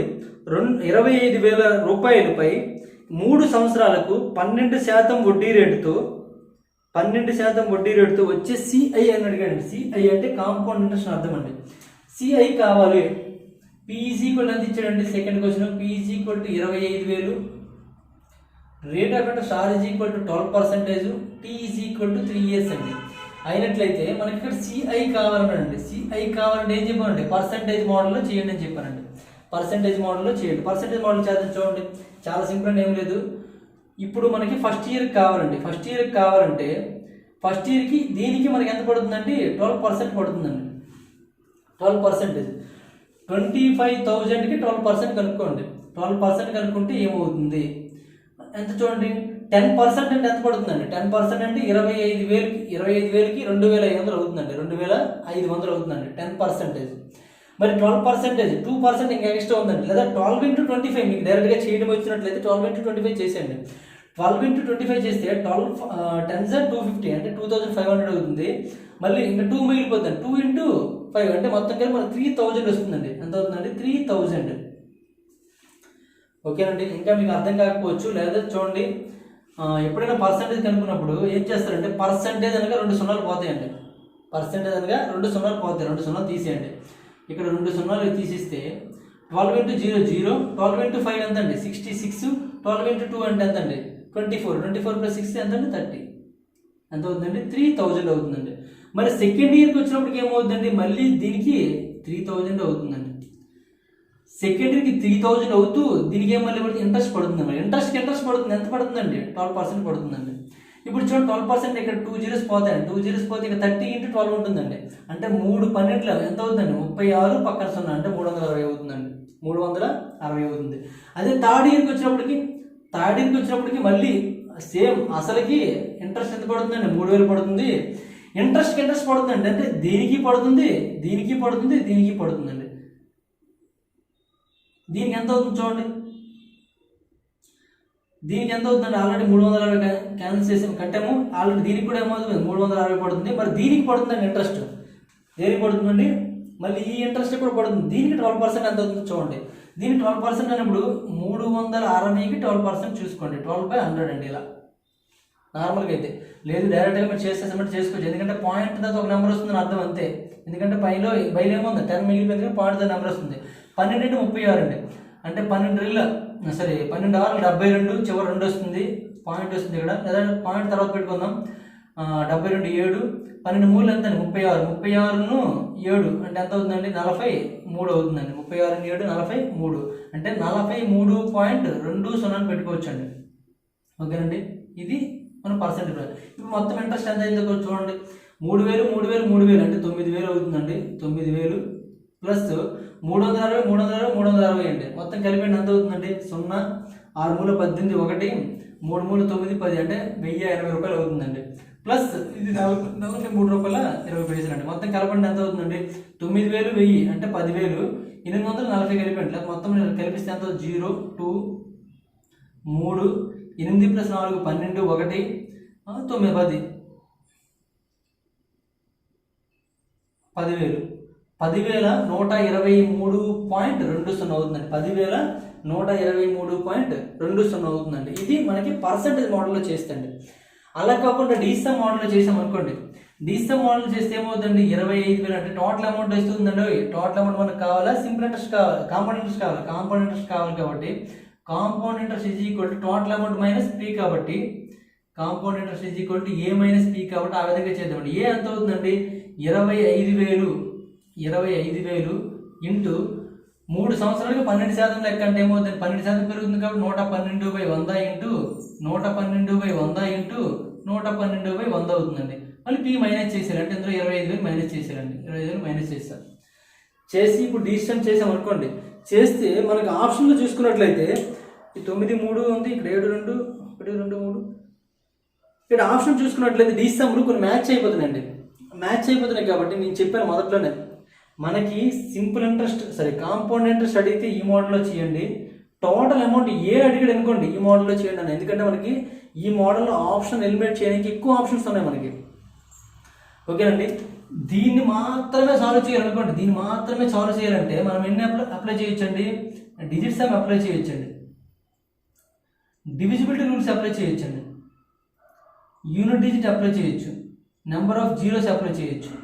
ఇలా 4 మెథడ్లు అప్లై చేయొచ్చండి. ఇప్పుడు ఇలాగ దీని తర్వాత ఈ మైనస్ చూడండి, మైనస్ ఉండడం వల్ల ఈ ఒక్క మెథడ్ అప్లై చేయగలమండి. ఇంకెప్పుడు మనం ఏ మెథడ్ అప్లై చేయలేము. ఇప్పుడు డిసమ్ ఏదైనా మ్యాచ్ అయిపోయింది అనుకో, 2 ఈక్వల్ అయిపోయింది అనుకోండి, అయిపోతే ఈ మెథడ్ వల్ల ఉపయోగం లేదు, ఆ మెథడ్ వల్ల ఉపయోగం లేదు. ఈ 3 మెథడ్ చేయకూడదు. మరి ఇంకెలా చేయగలమండి, కాబట్టి ఎక్కువగా కాంపౌండ్ ఇంట్రెస్ట్ ఓన్లీ కనుక్కోమంటే పర్సంటేజ్ మీద డిపెండ్ అవ్వండి. మిగిలిన సందర్భంలో అంటే ఓన్లీ ఏ కావాలని అడిగాడు అనుకోండి, ఓన్లీ ఏ కావాలనుకుంటే ఇలా డిసమ్ మెథడ్లో ఫాలో అవ్వండి. ఎందుకంటే మనం 4 మెథడ్లో సాల్వ్ చేయొచ్చు కాబట్టి. ఓకేనండి. మ్యాక్సిమం మీకు ఇచ్చే క్వశ్చన్ పేపర్లో ఎప్పుడు కూడా డిసమ్ అనేది మ్యాచ్ అవ్వనివి ఉండవండి. మ్యాచ్ అయ్యే ఆన్సర్స్ అనేవి ఉండవు. మీకేం ప్రాబ్లం లేదండి. కావాలంటే మీరు మోడల్ పేపర్ చూసుకోండి. మోడల్ పేపర్లు కాదు, సారీ, ప్రీవియస్ పేపర్ చూసుకున్నట్లయితే ఆప్షన్స్ అన్ని కూడా డిసమ్ అనేవి డిఫరెంట్గా ఉంటాయండి. ఎందుకంటే క్వశ్చన్ తయారు చేసేటప్పుడు మీరు ఏ విధంగా తప్పు చేయగలరు అనే విధంగా ఇస్తారు తప్ప కానీ ఎలిమినేట్ చేస్తున్నారు అనేది ఆ విధంగా ఉండవండి క్వశ్చన్స్. కాబట్టి ఖచ్చితంగా మీరు ప్రీవియస్ క్వశ్చన్స్లో ఉన్న బిట్లో ఉన్నవి ఈ మోడల్లో డిసమ్లో చేయండి. చేస్తే మీరు అవి వస్తున్నాయా రావట్లేదా, రానట్లయితే మన గ్రూప్లో పెట్టండి. ఖచ్చితంగా మీకు ఆన్సర్ అనేది చేయడం జరుగుతుందండి. ఓకేనండి. బాగా గుర్తుంచుకోండి. కాంపౌండ్ ఇంట్రెస్ట్ అనేది ఈ మోడల్లో చేయండి, టోటల్ అమౌంట్ అయితే ఈ మోడల్లో చేయండి. కొన్ని సందర్భంలో ఈ మోడల్లో చేయొచ్చండి. ఎప్పుడంటే డిసమ్ మ్యాచ్ అవ్వనప్పుడు మాత్రమే. ఈ విధంగా చేయాలంటే ఖచ్చితంగా ఒకే ఒక మెథడ్ డిసమ్ ఒక్కటేదైనా చేయగలమండి. అదే ఓన్లీ మనకి అమౌంట్ కావాలంటే ఎన్ని మెథడ్లతో సాల్వ్ చేయొచ్చండి. కాబట్టి అందుకే ఏ అనేది ఆ మెథడ్లో చేయమని చెప్పాము, కాంపౌండ్ ఈ మెథడ్లో చేయమని చెప్పాము. అయితే రిమైనింగ్ క్వశ్చన్ చూద్దాం. ఈ ఒక్క క్వశ్చన్ కాబట్టి రిమైనింగ్ క్వశ్చన్ చూసినట్లయితే అది ఏ మెథడ్ ఫాలో అవుతుంది చెక్ చేస్తుంటే మీకే అర్థమైపోతుంది ఏం చేయాలో వద్దనేది. నెక్స్ట్ క్వశ్చన్ నెంబర్ 3 చూడండి.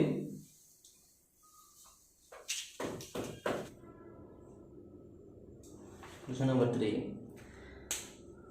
20,480 రూపాయలపై 2 సంవత్సరాల 73 రోజులకు 6.1/4% వడ్డీ రేటుతో అయ్యే కాంపౌండ్ ఇంట్రెస్ట్ ఎంత అడుగుతున్నాడు, అయ్యే చక్ర వడ్డీ ఎంత అని అడుగుతున్నాడు.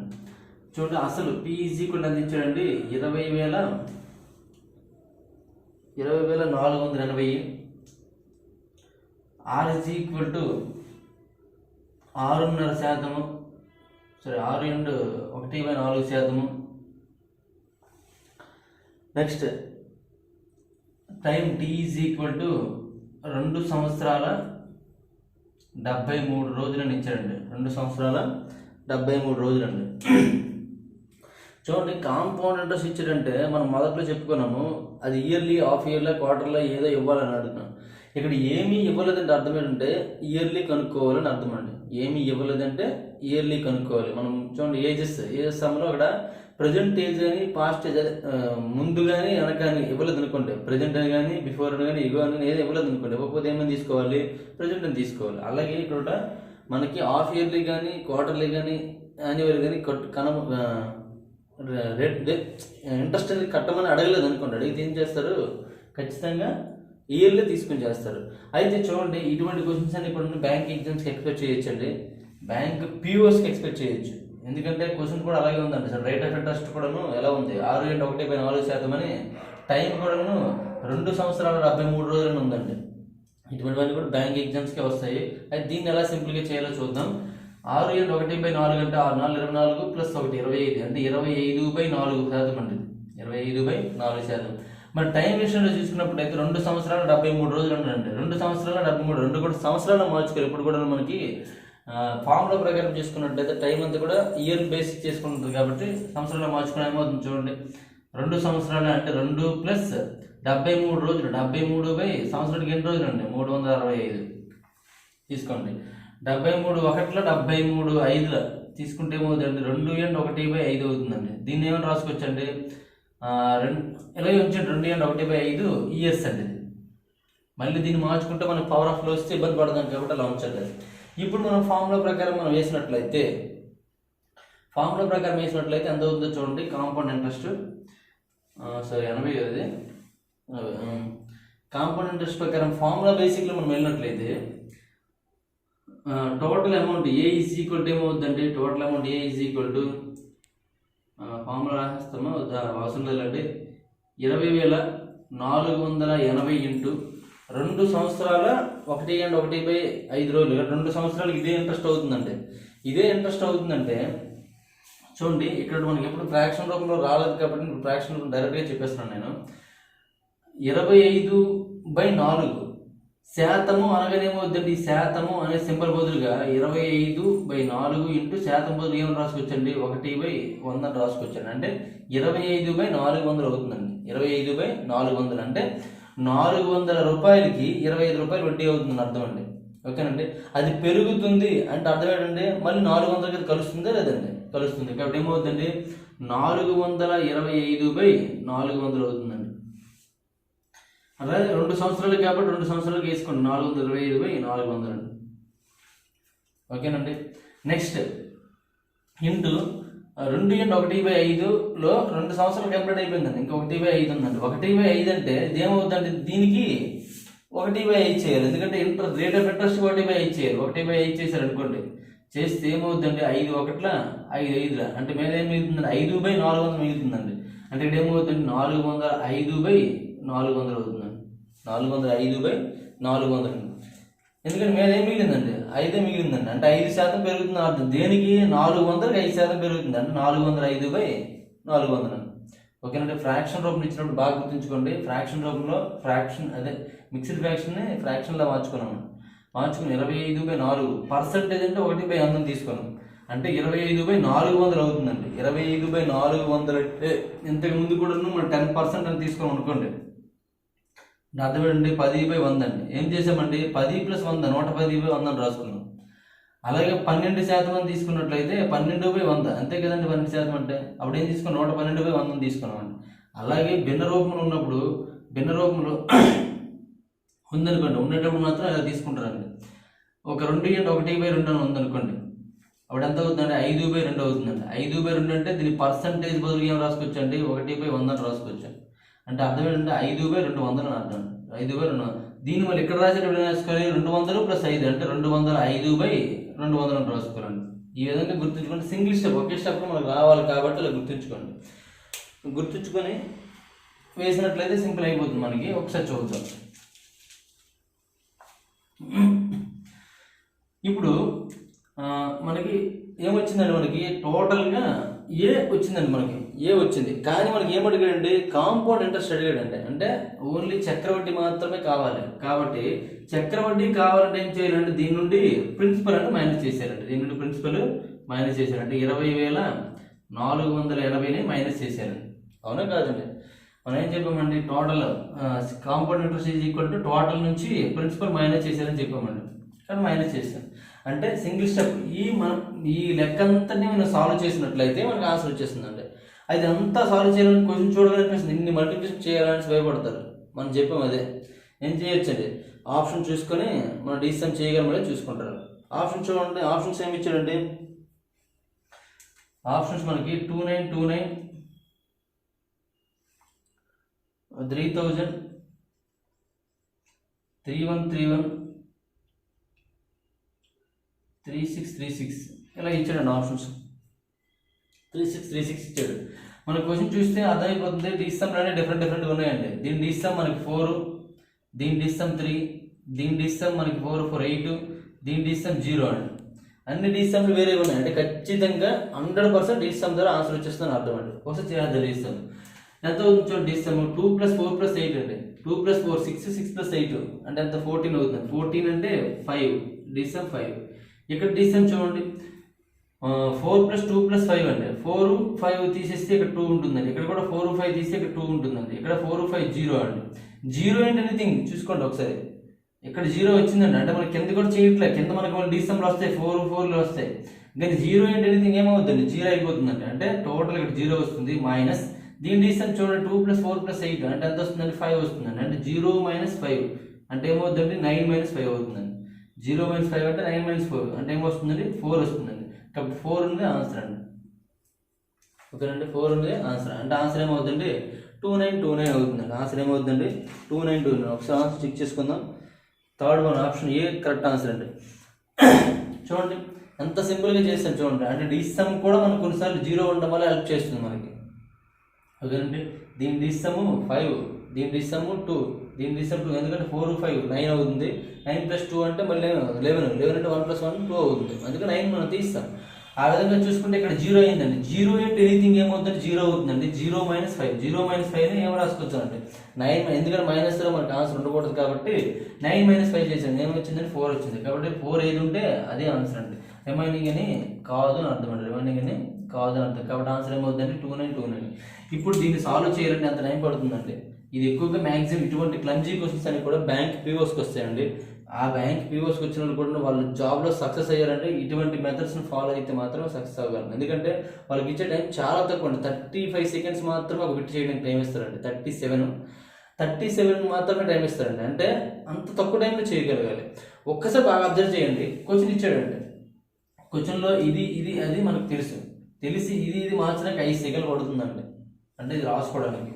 తర్వాత ఈ స్టెప్ వేయడానికి మినిమం నీకు కష్టపడుకునేసాం అనుకోండి, అంటే కొద్దిగా ఆలోచన చేసాం అనుకున్నా, దీనికి 10 సెకండ్స్ టైం తీసుకున్నా సరే ప్రాసెస్ అనేది సింపుల్గా 5 సెకండ్లో చేసేవచ్చండి. ప్రాసెస్ మొత్తం 20-25 సెకండ్స్లో, మరీ ఇంకా నేను మించిపోతే 30 సెకండ్లో చేసేవచ్చండి. ఎంత కష్టమైన క్వశ్చన్ 30 సెకండ్స్ తీసుకు తప్పేం లేదు కదా. మనం కాంపిటేటివ్ ఎగ్జామ్స్ అదే మీ ఎస్ఐ కానిస్టేబుల్లో 54 సెకండ్ల వరకు టైం మీకు ఉంటుంది చేయడానికి. కానీ 30 సెకండ్లో క్వశ్చన్ ఎగిరిపోద్దండి, ఎంత కష్టమైన క్వశ్చన్ అయినా సరే. కాంపౌండ్ ఇంట్రెస్ట్ అనే టాపిక్ టోటల్ అర్థమెటిక్ టాపిక్స్లోనే కష్టమైన టాపిక్, కానీ దాన్ని కూడాను ఇలా డిసిసమ్ ఉపయోగించుకుంటూ లేదా పర్సంటేజ్ మోడల్ ఉపయోగించుకుంటూ చాలా సింపుల్గా చేయొచ్చండి.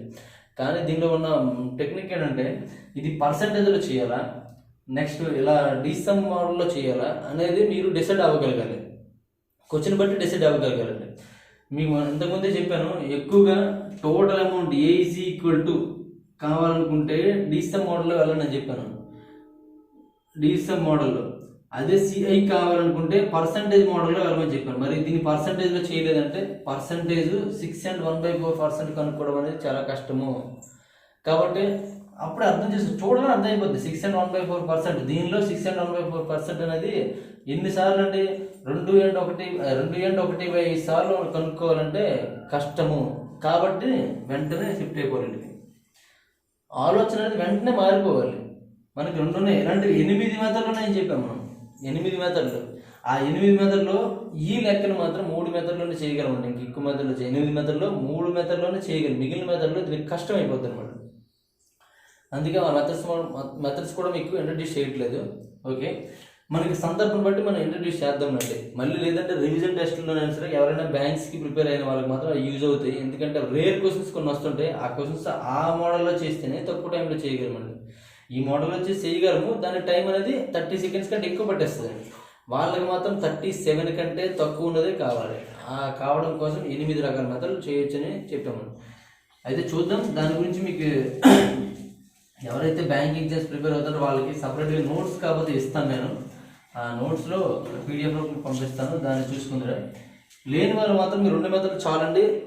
వీలుంటే ఇంకొక మెథడ్ నేర్చుకునే ప్రయత్నం. 2 మెథడ్స్ మనకి ఏ క్వశ్చన్ అంటే సింపుల్గా సాల్వ్ చేయొచ్చండి. నెక్స్ట్ వన్ చూడండి. ఒకడు సంవత్సరాంతంలో తను ఆదా చేసిన 200 ప్రతి సంవత్సరము 5% కాంపౌండ్ ఇంట్రెస్ట్తో అప్పు ఇస్తాడండి. 3 సంవత్సరాల తర్వాత ఆదా ఎంత అవుతుందని అడుగుతాను. 3 సంవత్సరాల తర్వాత ఆదా ఎంత అవుతుందండి. ఒకడు 200 రూపాయలని ప్రతి సంవత్సరం కూడా ఆదా చేస్తాడండి. ప్రతి సంవత్సరం అంటే ఎన్ని సంవత్సరాలు చూద్దాము. Next rate of interest R=5% ఇచ్చాడు. టైం అనేది 3 years ఇచ్చాడండి. ప్రతి సంవత్సరం ఉన్నాడంటే అంటే ఫస్ట్ ఇయర్ ఒక 200 పే చేస్తాడు, సెకండ్ ఇయర్ కూడా మరొక 200 యాడ్ చేస్తాడండి, థర్డ్ ఇయర్ కూడా మరొక 200 అనేది యాడ్ చేస్తాడు. యాడ్ చేసి సింపుల్ ఇంట్రెస్ట్ ఇస్తాడండి. ఈ ఫస్ట్ ఇయర్ అనేది 200 అనేది simple interest sir compound interest ప్రకారంగా అప్పు ఇచ్చాడు. అంటే దీనికి ఎన్ని సంవత్సరాలు వడ్డీ పడుతుందండి. ఇది 3 సంవత్సరాలు ఈ అమౌంట్ ఉంటుంది కాబట్టి 3 సంవత్సరాలు వడ్డీ పడుతుందండి. ఇది 2 సంవత్సరాలు ఉంటుందండి. ఎందుకంటే సెకండ్ ఇయర్లో ఇవ్వడం జరిగింది కాబట్టి ఇంకొక ఇయర్ ఉంటుంది కాబట్టి 2 సంవత్సరాలకి ఇంట్రెస్ట్ పడుతుంది కాబట్టి 2 years అవుతుంది. లాస్ట్ సంవత్సరం ఇచ్చిన దానికి 1 సంవత్సరానికి మాత్రమే ఇంట్రెస్ట్ పడుతుందండి. 1 సంవత్సరం మాత్రమే ఇంట్రెస్ట్ పడుతుంది. ఆ విధంగా మనం ఇంట్రెస్ట్ క్యాలిక్యులేట్ చేసామనుకోండి మనకు వచ్చేస్తుంది. మనకి టోటల్ అమౌంటే కావాలి కాబట్టి టోటల్ అమౌంట్ A=, ఇక్కడ 200 ఇంటూ ఎంత శాతం పెరిగిందండి, 5% పెరిగింది కాబట్టి 105/100 ఇంటూ 105/100 ఇంటూ 105/100. ఎన్నిసార్లు రాయాలండి, 3 సార్లు, ఎందుకంటే 3 సంవత్సరాలు కాబట్టి. నెక్స్ట్ మరొక 200 ఉందండి. ఈ 200కి మొదటి సంవత్సరం ఇంట్రెస్ట్ పడదు, ఎందుకంటే 2వ సంవత్సరము అతను మళ్ళీ సేవింగ్ చేసింది కాబట్టి ఇంట్రెస్ట్ పడదు. కాబట్టి ఆ 200 2 సంవత్సరాలు చూడండి ఎంత పడుతుందండి, 105/100 2 సార్లు పడుతుందండి. ప్లస్ ఇక్కడ చూడండి 200 1 సంవత్సరానికి అవుతుంది కాబట్టి 200 ఇంటూ 105/100 అండి, 105/100. ఇప్పుడు చూడండి దాని అంతటిని సాల్వ్ చేయాలి, అంతటిని సాల్వ్ చేయొచ్చు కానీ మనకు టైం వేస్ట్ అయిపోతుంది. డీసమ్ చేద్దాం. డీసమ్ చేసినట్లయితే ఇక్కడ డీసమ్ 6 ఇక్కడ డీసమ్ 6 అంటే ఏమవుతుంది 6 × 6 0 అయిపోతుందండి. ఇక్కడ 6 ఇక్కడ 6 అంటే 6 × 6 0 అయిపోతుంది. 0 + 0 ప్లస్ ఇక్కడ ఏమవుతుందండి 6 × 2 అంటే ఏమవుతుందండి 6 × 2 అంటే 12 అంటే 3 అవుతుందండి. 6 × 12 ఏమవుతుందండి 12 అంటే 3 అవుతుందండి. అంటే డీసమ్ 3 ఏది వస్తే అదే ఆన్సర్ అవుతుందండి. డీసమ్ 3 ఏది వస్తుందో చూడండి.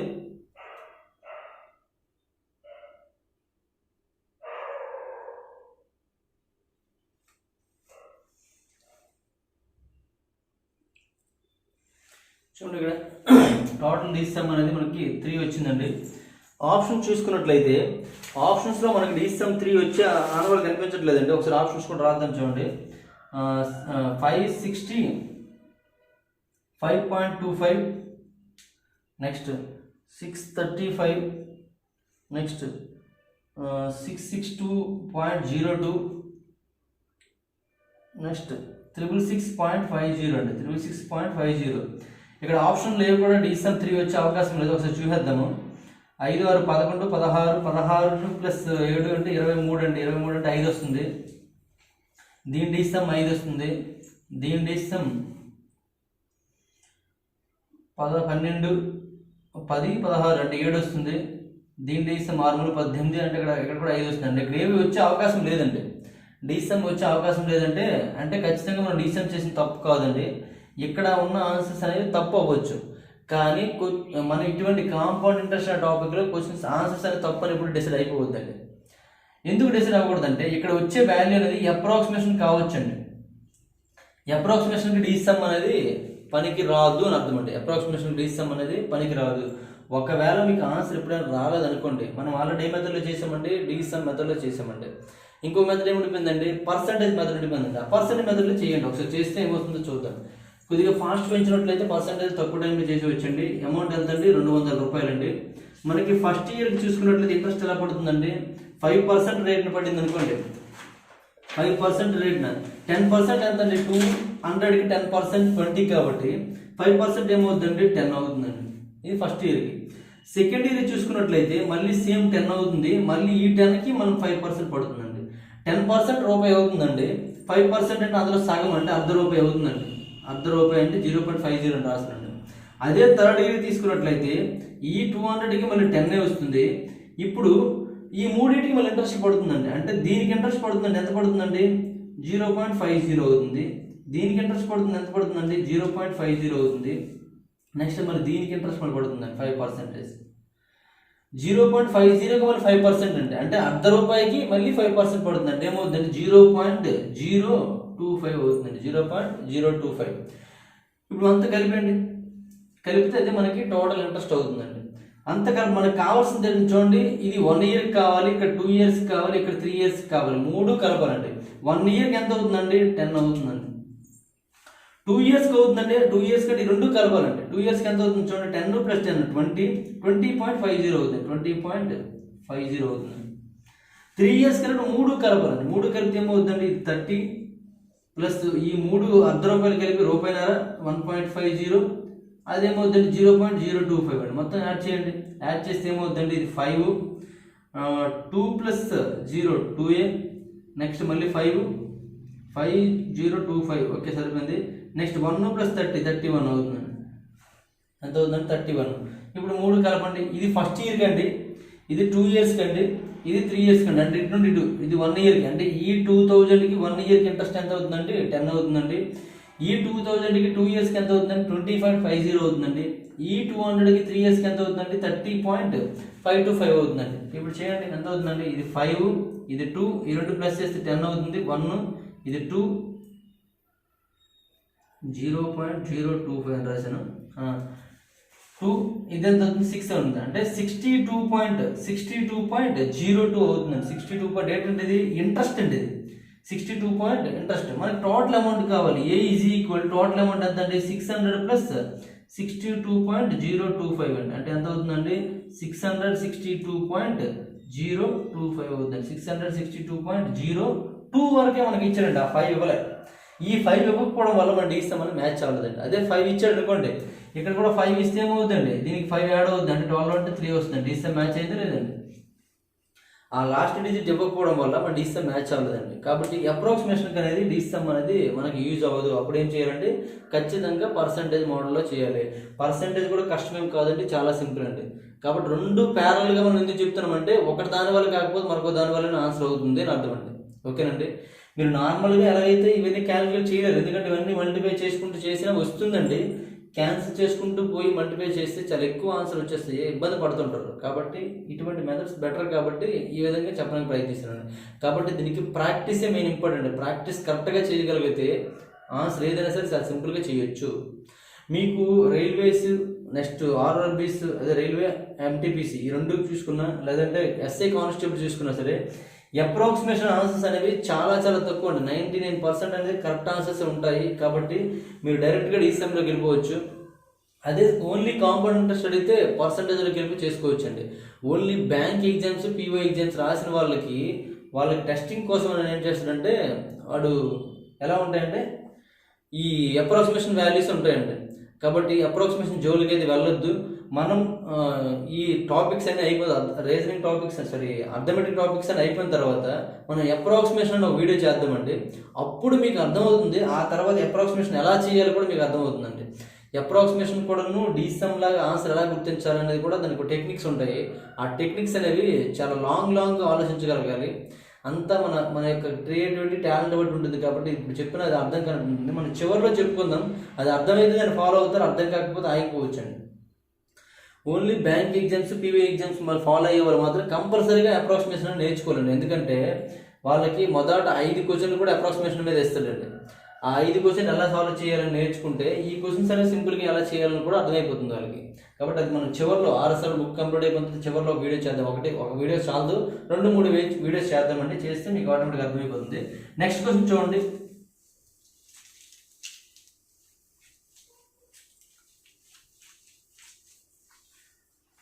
క్వశ్చన్ నెంబర్ 5 చూడండి. క్వశ్చన్ నెంబర్ 5 ఏమి ఇచ్చారంటే 15,000 రూపాయలు 10% వడ్డీ రేటు చొప్పున 1 సంవత్సరం పాటు పెట్టుబడి పెట్టాడండి. ప్రతి అర్ధ సంవత్సరానికి వడ్డీ కలిపే విధంగా ఎస్ఐ సంవత్సరం చివర ఎంత అవుతుందని అడుగుతుందండి. సంవత్సరం చివర ఎంత అవుతుందని అడుగుతుండండి. చూడండి, అమౌంట్ ఎంత ఇచ్చాడండి, P=15,000 అండి. P=15,000. Rate of interest R మనకి ఎంత ఇచ్చాడండి, 10% ఇచ్చాడండి.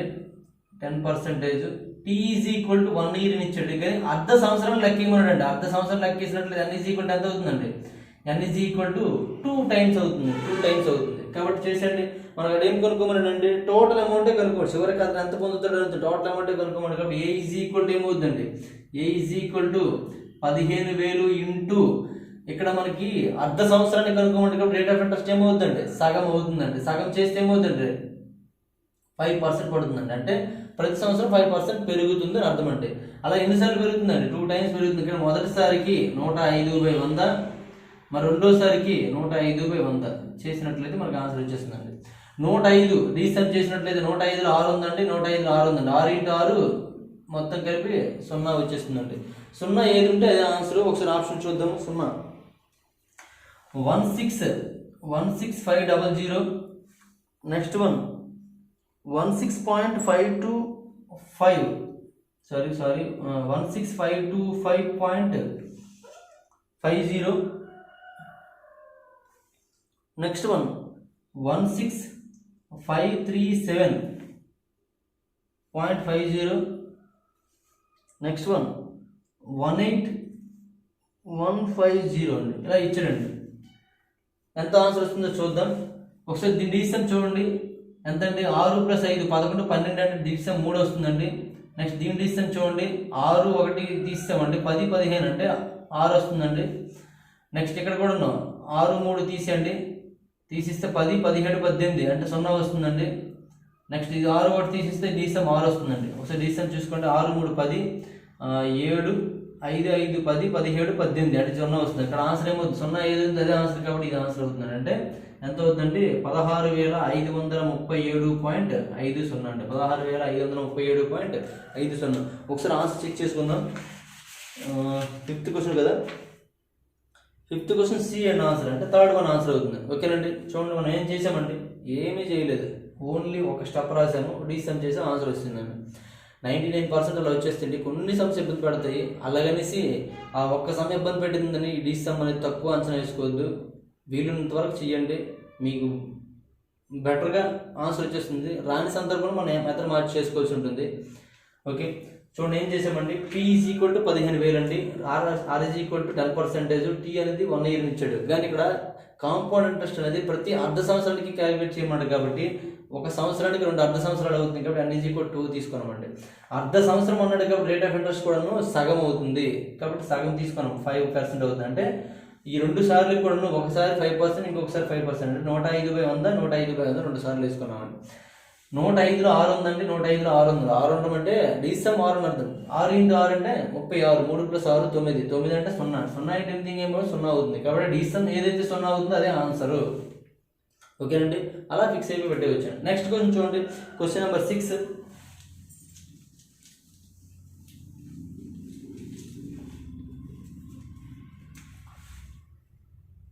క్వశ్చన్ నెంబర్ 6,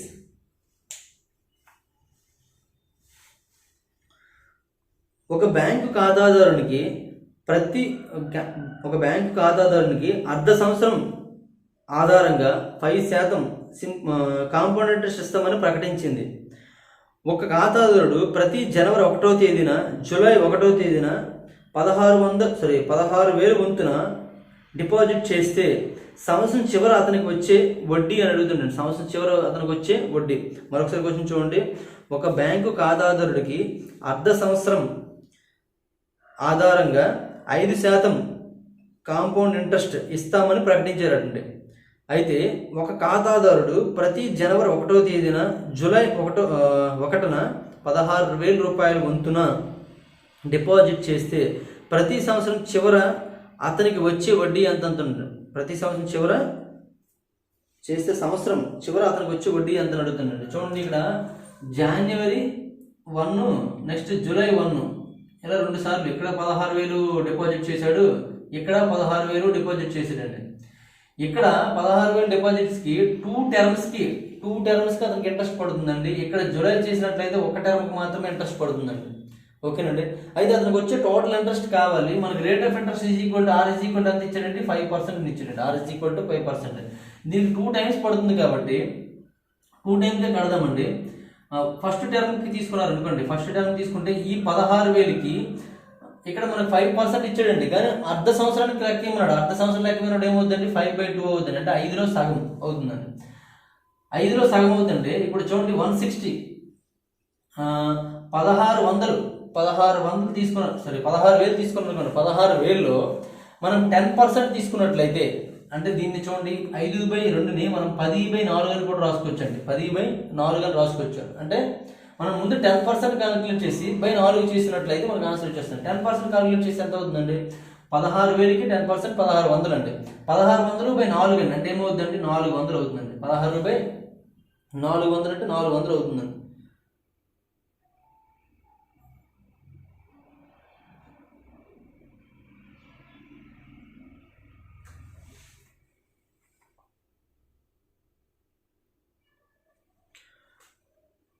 ఓకే, క్వశ్చన్ చూడండి ఒకసారి అబ్జర్వ్ చేసుకున్నట్లయితే, మనకి ఇక్కడ 16,000 ఇచ్చాడు, ఆప్షన్లో మాత్రం మనకి వాల్యూ అనేది తక్కువ ఉందండి. ఎందుకంటే ఒక టర్మ్కి 400 ఇంట్రెస్ట్ వచ్చేస్తుందండి, ఆప్షన్లో 400 అక్కడ లేదండి. కాబట్టి ఈ క్వశ్చన్ అనేది తప్పు ఉందండి. ఒక 0 అనేది తగ్గిపోయిందండి, ఒక 0 అనేది తీసేయడం జరిగిందండి. ఒకసారి చూసుకోండి, మనకి ఒక సంవత్సరం ఒక టర్మ్కి 400 అయిపోయిందండి, అంటే 2 టర్మ్ అనేది మరొక 400 కలిసిపోతుంది, కాబట్టి వచ్చే అవకాశం లేదు. దానికోసం అనేది ఒకసారి ఆప్షన్ చూసుకున్నట్లయితే తప్పు అనిపించింది. చూస్తే 1600 ఇచ్చాడు, 1600 అయితే 40 రూపాయలు అవుతుందండి. నెక్స్ట్ సెకండ్ టర్మ్ చూడండి, సెకండ్ టర్మ్కి ఎంత అవుతుందండి, సెకండ్ టర్మ్కి ఇది 45, ఇది కూడా 40 అవుతుంది. మళ్ళీ దీనికి మనకి 10/4% పడుతుందండి. 10/4%, 10% అంటే ఎంతండి, 4 రూపీస్ అండి. 10% ఎంత ఎంతండి, 4 రూపీస్. 10/4 అంటే 4 రూపీస్, 4/4 చేసామంటే 1 రూపీ పడుతుందండి, 1 రూపీ పడుతుంది. అంటే చూడండి మొత్తం ఎంత అండి, 1 ఇయర్కి అయితే ఎంత అవుతుందండి, 40 రూపీస్ అవుతుందండి. 2 ఇయర్స్కి అయితే 40 + 40 80 + 1 81 అవుతుందండి.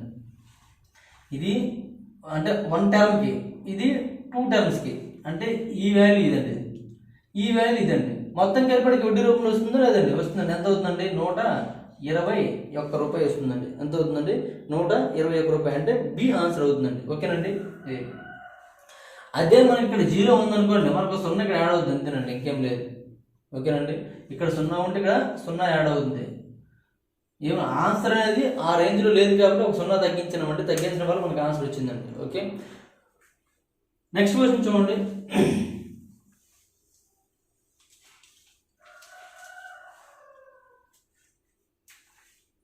Question number 7. క్వశ్చన్ నెంబర్ 7 ఏమి ఇచ్చాడంటే 5,000 రూపాయలపై 1.12 సంవత్సరాలకు 4% వడ్డీ రేటుతో ప్రతి అర్ధ సంవత్సరానికి సిఏ ఎంత అడుగుతుంది. అక్కడ మన క్వశ్చన్ చూసుకోండి. అర్ధ సంవత్సరానికి ప్రతి త్రైమాసికానికి సిఏ భేదం అని అడిగాడండి. కానీ అక్కడ క్వశ్చన్ అది కాదండి, కొద్దిగా మార్చుకోండి. అది కూడా తప్పిచ్చాడండి. క్వశ్చన్ మరి చదువుతాను, అది మార్చుకోండి. అలాగా 5,000 రూపాయలపై 1.5 సంవత్సరాలకు 4% వడ్డీ రేటుతో ప్రతి అర్ధ సంవత్సరానికి కాంపౌండ్ ఇంట్రెస్ట్లో భేదం ఎంత అని రాసుకోండి. ప్రతి సంవత్సరానికి ప్రతి అర్ధ సంవత్సరానికి, అక్కడ అర్ధ సంవత్సరం ముందర సంవత్సరం అని పెట్టుకోండి, త్రైమాసిక ముందర అర్ధ సంవత్సరం అని పెట్టుకొని చేయండి. ఆ రెండింటి మధ్య భేదం ఎంత అని అడుగుతుందండి. ఎంత అవుతుందో చూద్దాం. Amount P is equal to ఎంత అండి? 5,000 అండి. P equal to 5,000. Rate of interest R is equal to ఎంత? 5% అండి. 4%. T is equal to 2.5 years అండి. 2.5 years. అయితే చూడండి, ఎప్పుడు కూడా మనకి అర్ధ సంవత్సరానికి క్యాలిక్యులేట్ చేసామనుకోండి ఇంట్రెస్ట్ ఎక్కువ వస్తుందండి. అదే సంవత్సరం క్యాలిక్యులేట్ చేసామనుకోండి ఇంట్రెస్ట్ తక్కువ వస్తుంది. ఎందుకంటే అర్ధ సంవత్సరం కంటే ఎక్కువ సార్లు వడ్డీ అనేది అసలు కలపడుతుందండి. ఎక్కువ సార్లు వడ్డీ కలుస్తుంది కాబట్టి అది ఎక్కువ వస్తుందండి. కాబట్టి ముందు అర్ధ సంవత్సరానికి కనుక్కుందాం, తర్వాత సంవత్సరానికి కనుక్కుందాం. ఇది అర్ధ సంవత్సరానికి, ఇక్కడ సంవత్సరానికి రెండు కూడాను డిఫరెన్స్ కావాలి. అర్ధ సంవత్సరానికి కావాలి కాబట్టి ఏమవుతుందండి? అర్ధ సంవత్సరానికి కనుక్కున్నట్లయితే టోటల్ అమౌంట్ తీసుకుందామంటే టోటల్ అమౌంట్ ఏమవుతుందంటే 5,000 ఇంటూ అర్ధ సంవత్సరం కాబట్టి ఏమవుతుందంటే 2% అవుతుందండి ఇంట్రెస్ట్. అలాంటిది ఎన్ని సంవత్సరాలు చూడండి, ఎన్నిసార్లు అండి? 5 సార్లు క్యాలిక్యులేట్ చేయాల్సి ఉంటుంది. చూడండి, 5 సార్లు 2.5 సంవత్సరాలు అంటే 1.5 అండి. సారీ 1.5, 2.5 రాస్తాను. 1.5 అంటే 3 సార్లు క్యాలిక్యులేట్ చేయాలంటే 1.5 సంవత్సరం అంటే 3 అర్ధ సంవత్సరాలు ఉంటాయి కాబట్టి 3 సార్లు క్యాలిక్యులేట్ చేయాలండి. రేట్ ఆఫ్ ఇంట్రెస్ట్ సగం అవుతుంది కాబట్టి 102/100 ఇంటూ 102/100 ఇంటూ 102/100 అండి. మైనస్ సంవత్సరానికి క్యాలిక్యులేట్ చేసామనుకోండి 5,000 ఇంటూ సంవత్సరానికి రేట్ ఆఫ్ ఇంట్రెస్ట్ ఏమవుతుంది? సేమ్ యాజిటీస్గా 4 ఉంటుంది. అర్ధ సంవత్సరం కంటే రేట్ ఆఫ్ ఇంట్రెస్ట్ సగం అవుతుంది. 4 ఉంటుంది కాబట్టి 104/100 ఒక సంవత్సరానికి అయిపోయిందండి. ఇంకా అర్ధ సంవత్సరానికి ఉందండి కాబట్టి ఏమవుతుందండి? 102/100 అవుతుందండి. అర్ధ సంవత్సరానికి ఎంత అవుతుందండి? 102/100. ఈ రెండు మైనస్ చేసినట్లయితే మనకి ఆన్సర్ వచ్చేస్తుందండి. ఇది మొత్తం కాంపౌండ్ ఇంట్రెస్ట్ టోటల్ అమౌంట్, ఇది టోటల్ అమౌంట్ అండి. ఈ రెండు టోటల్ అమౌంట్ నుంచి మనం మైనస్ చేసినట్లయితే అంటే చూడండి, ఇక్కడ టోటల్ వస్తుంది, ఇక్కడ టోటల్ వస్తుందండి. ఆ రెండు టోటల్లో ఏముంటుందండి? ఖచ్చితంగా ప్రిన్సిపల్ ఉంటుంది. ప్రిన్సిపల్ పోతుందండి, మనకు ఖచ్చితంగా ఏమొస్తుందండి? కాంపౌండ్ ఇంట్రెస్ట్ వచ్చేస్తుందండి డైరెక్ట్గా. ఇది ఏకే మనం చేసాము, కానీ రెండు తేడా చేస్తే ఏమొస్తుందండి? మళ్ళీ మనకి కాంపౌండ్ ఇంట్రెస్ట్ వచ్చేస్తుంది. కాంపౌండ్ ఇంట్రెస్ట్ ఎంత అవుతుందో చూద్దామండి. ఇప్పుడు చూడండి, దీనికి డీసమ్ చేశారు అనుకోండి. డీసమ్ చేస్తే 1 + 2 3, ఇక్కడ కూడా 3 అంటే 3 × 3 ఏమవుతుందండి? 9 అవుతుంది. అంటే ఇది 0 అయిపోతుందండి. మైనస్ ఇక్కడ ఏమవుతుందండి? 5, ఇక్కడ 3, 5 3 = 15 అంటే 6 అవుతుందండి. 5 3 = 15 అంటే 6 × 5 30 అంటే 3 అవుతుందండి. అంటే 0 - 3 అంటే ఈజ్ ఈక్వల్ ఏమవుతుందండి? 9 - 3 9 - 3 ఈక్వల్ ఏంటండి? 6 అండి. అంటే 6 ఏది వస్తే అది ఆన్సర్ అండి. ఒకసారి ఆప్షన్ చూడండి. ఆప్షన్ చూస్తే మనకి ఏమి ఇచ్చినట్టు ఇక్కడ కూడాను మనకి పాయింట్లో వచ్చినట్లయితే తప్పు అయిపోతుందండి. పాయింట్ కాకుండా డైరెక్ట్గా ఉంటే ఆన్సర్ కరెక్ట్ అవుతుంది. ఒకసారి చూద్దాం. 2.04, 3.06, 4.80, 8.30 ఇచ్చాడండి.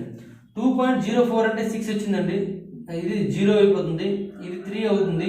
ఇది 11 అంటే 2 అవుతుందండి. కాబట్టి ఈ 3 తప్పు. కాబట్టి ఆన్సర్ ఏమవుతుందండి? ఇది అవుతుందండి. ఒకసారి మనం ఆన్సర్ చెక్ చేసుకుందాం. క్వశ్చన్ నెంబర్ 7 ఏ ఆన్సర్ అండి. కాబట్టి ఆన్సర్ కరెక్ట్ అని తెలిసిపోతుంది. ఓకేనండి. ఎప్పుడైతే మీకు డీసమ్ మ్యాచ్ అవ్వకపోతే మరి పర్సెంటేజ్ మోడల్లోకి వెళ్ళిపోతారు. మ్యాచ్ అయింది కాబట్టి ఆన్సర్ ఏమవుతుంది? 0.64 అండి. 2.04 అండి. 2.04 ఒకసారి బాగా గుర్తుంచుకోండి, ఎప్పుడు కూడాను సంవత్సరం కంటే అర్ధ సంవత్సరానికి వడ్డీ అనేది ఎక్కువ అవుతుంది. సంవత్సరం కంటే అర్ధ సంవత్సరానికి వడ్డీ అనేది ఎక్కువ అవుతుంది. కాబట్టి ముందు అర్ధ సంవత్సరం తీసుకున్నామండి, తర్వాత సంవత్సరం తీసుకున్నాం. అర్ధ సంవత్సరం తీసుకున్నప్పుడు 5,000 ఇంటూ 102 ఎందుకు వేసామంటే అర్ధ సంవత్సరం అన్నప్పుడు రేట్ ఆఫ్ ఇంట్రెస్ట్ సగం అవుతుంది. అర్ధ సంవత్సరం అంటే 2% అవుతుంది. 2% ప్రతిసారి పెరుగుతుంది. ఎన్నిసార్లు పెరుగుతుందండి? 1.5 సంవత్సరం అండి. 1.5 సంవత్సరానికి ఎన్ని అర్ధ సంవత్సరాలు అంటే 3 అర్ధ సంవత్సరాలు, కాబట్టి 3 సార్లు ఆ విధంగా అవుతుంది. కాబట్టి 3 సార్లు రాసాము. నెక్స్ట్ ఇక్కడ సంవత్సరానికి కనుక్కోనమాట 5,000 ఇంటూ ఒక సంవత్సరానికి 4% కాబట్టి 104/100, ఇంకొక అర్ధ సంవత్సరం ఉంటుంది ఎందుకంటే 102/100 అండి. ఈ రెండు మైనస్ చేసి మనకు ఆన్సర్ వస్తుంది. రెండు మైనస్ చేయాలంటే మనం మైనస్ చేసినప్పుడు క్యాలిక్యులేషన్ పార్ట్ ఇబ్బంది పడతాం కాబట్టి ఏం చేస్తామంటే సింపుల్గా డిసమ్ చేసామండి. డిసమ్ దీనికి 0 అవుతుంది, దీనికి 3 అవుతుందండి. 0 - 3 = 6 కాబట్టి 6 ఏది ఉంటే అదే ఆన్సర్ అండి. ఓకే, నెక్స్ట్ వన్ చూడండి. Question number 8.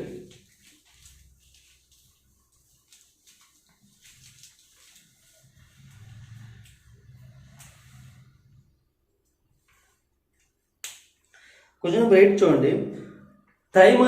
త్రైమాసిక సమ్మేళనంతో 15,625 పైసలపై 9 నెలలకు 16% per annum రేటుతో అయ్యే సిఐ ఎంత అడుగుతుందండి? 16% రేటుతో సిఐ ఎంత అడుగుతుందండి? అయితే చూడండి ఎంత అవుతుందో కనుక్కుందాం. ఇది ఆర్ఆర్బి కూడా ఇచ్చాడండి. ఎంత అండి? 15,625 అండి. 15,625 రూపాయలపై 9 నెలలకు అంటే టైం ఎంత ఇచ్చాడండి? 9 నెలలు అండి. మళ్ళీ ఏమన్నాడండి? త్రైమాసికం అన్నాడండి. త్రైమాసికం అంటే అర్థం అంటే 3 నెలలకు ఒకసారి అని అర్థం అండి. 3 నెలలకు ఒకసారి అంటే ఎన్ఈజీ కూడా ఏమవుతుందండి? 3 టైమ్స్ అవుతుంది. 3 నెలలకు ఒకసారి ఇంట్రెస్ట్ అనేది దాన్ని కలుస్తూ ఉంటుందండి. ఎన్ఈజీ కూడా ఏమవుతుందండి? 3 అయిపోతుందండి. నెక్స్ట్ వన్ చూడండి ఏమన్నాడండి ఇంకా రేట్ ఆఫ్ ఇంట్రెస్ట్ ఎంత? ఆర్ ఈజ్ ఈక్వల్ ఎంత ఇచ్చాడండి? 16% ఇచ్చాడండి. 16% ఇచ్చాడు. అయ్యే కాంపౌండ్ ఇంట్రెస్ట్ కావాలండి. కాంపౌండ్ ఇంట్రెస్ట్ కావాలంటే ఒక్కసారి బాగా గుర్తుంచుకోండి. త్రైమాసికం అంటే నెలకి 3 నెలలకు ఒకసారి క్యాలిక్యులేట్ చేయబడుతుందండి. 3 నెలలకు ఒకసారి అంటే సంవత్సరానికి ఎన్నిసార్లు అవుతుందండి? 4 సార్లు అవుతుందండి. అంటే సంవత్సరానికి 4 సార్లు. చూడండి ఒకసారి అర్ధ సంవత్సరం అన్నప్పుడు సంవత్సరానికి 2 సార్లు అంటే ఏం చేసామంటే రేట్ ఆఫ్ ఇంట్రెస్ట్కి /2 చేసామండి. ఇప్పుడు సంవత్సరానికి 4 సార్లు రిపీట్ అవుతుంది అన్నాడండి. 4 సార్లు రిపీట్ అవుతుందని ఏం చేయాలండి? /4 చేసుకోవాలండి. /4 చేసుకోవాలి. ఇక్కడ ఎందుకు డైరెక్ట్గా చేయట్లేదంటే మనం రేట్ ఆఫ్ ఇంట్రెస్ట్ మార్చడానికి లేదండి, కానీ తర్వాత మనం లెక్కకు అనుగుణంగా మార్చుకున్నాం అంటే ఏమవుతుందంటే 4% అవుతుందండి. అంటే n = 3, ఇక్కడ r = 4%. ఇది ఈ 3 ఉపయోగించుకొని చేస్తే మనకు ఆన్సర్ వచ్చేస్తుందండి. కాబట్టి ఇది తీసుకోవడంలోనే జాగ్రత్త వహించండి. అప్పుడు మీకు లెక్క ఏదైనా తప్పు కాకుండా కరెక్ట్గా వస్తుందండి. ముందు అక్కడ లెక్క ఏమి ఇచ్చాడు, మనం ఏ విధంగా మనం అనుకూలంగా తీసుకుంటామో చూసుకోవాలండి. 9 నెలలను ఇచ్చాడు. 9 నెలల్ని త్రైమాసికం అన్నట్టు ప్రతి 3 నెలలకు ఒకసారి వడ్డీ అనేది అసలులో కలుస్తుందని అర్థం అండి. ప్రతి 3 నెలల కంటే అంటే 3 నెలలు అంటే 3 మూడులు కాబట్టి n = 3 వస్తుందండి. 16% రేట్ ఆఫ్ ఇంట్రెస్ట్ ఇచ్చాడండి. 16% అంటే అర్థం ఏంటంటే సంవత్సరానికి 16% అని అర్థం. అక్కడ యానం ఇస్తుంటాడండి. అర్థం ఏంటి? సంవత్సరానికి 16% అండి. కానీ వాడు ఏం చేశాడంటే ప్రతి 3 నెలలకు ఒకసారి అన్నాడండి. అంటే 3 నెలలు వస్తాయి సంవత్సరాలకి, కాబట్టి /4% అండి. ఓకేనా? ఆ విధంగా చూసుకున్నట్లయితే మనకి కాంపౌండ్ ఇంట్రెస్ట్ కావాలండి. కాంపౌండ్ ఇంట్రెస్ట్ అంటే 15,625 ఇంటూ ఎంతసేపు అండి? 4% పెరిగిందండి. అంటే 104/100 ఇంటూ అలా ఎన్నిసార్లు అండి? 3 సార్లు కాబట్టి 104/100 ఇంటూ 104/100 అండి.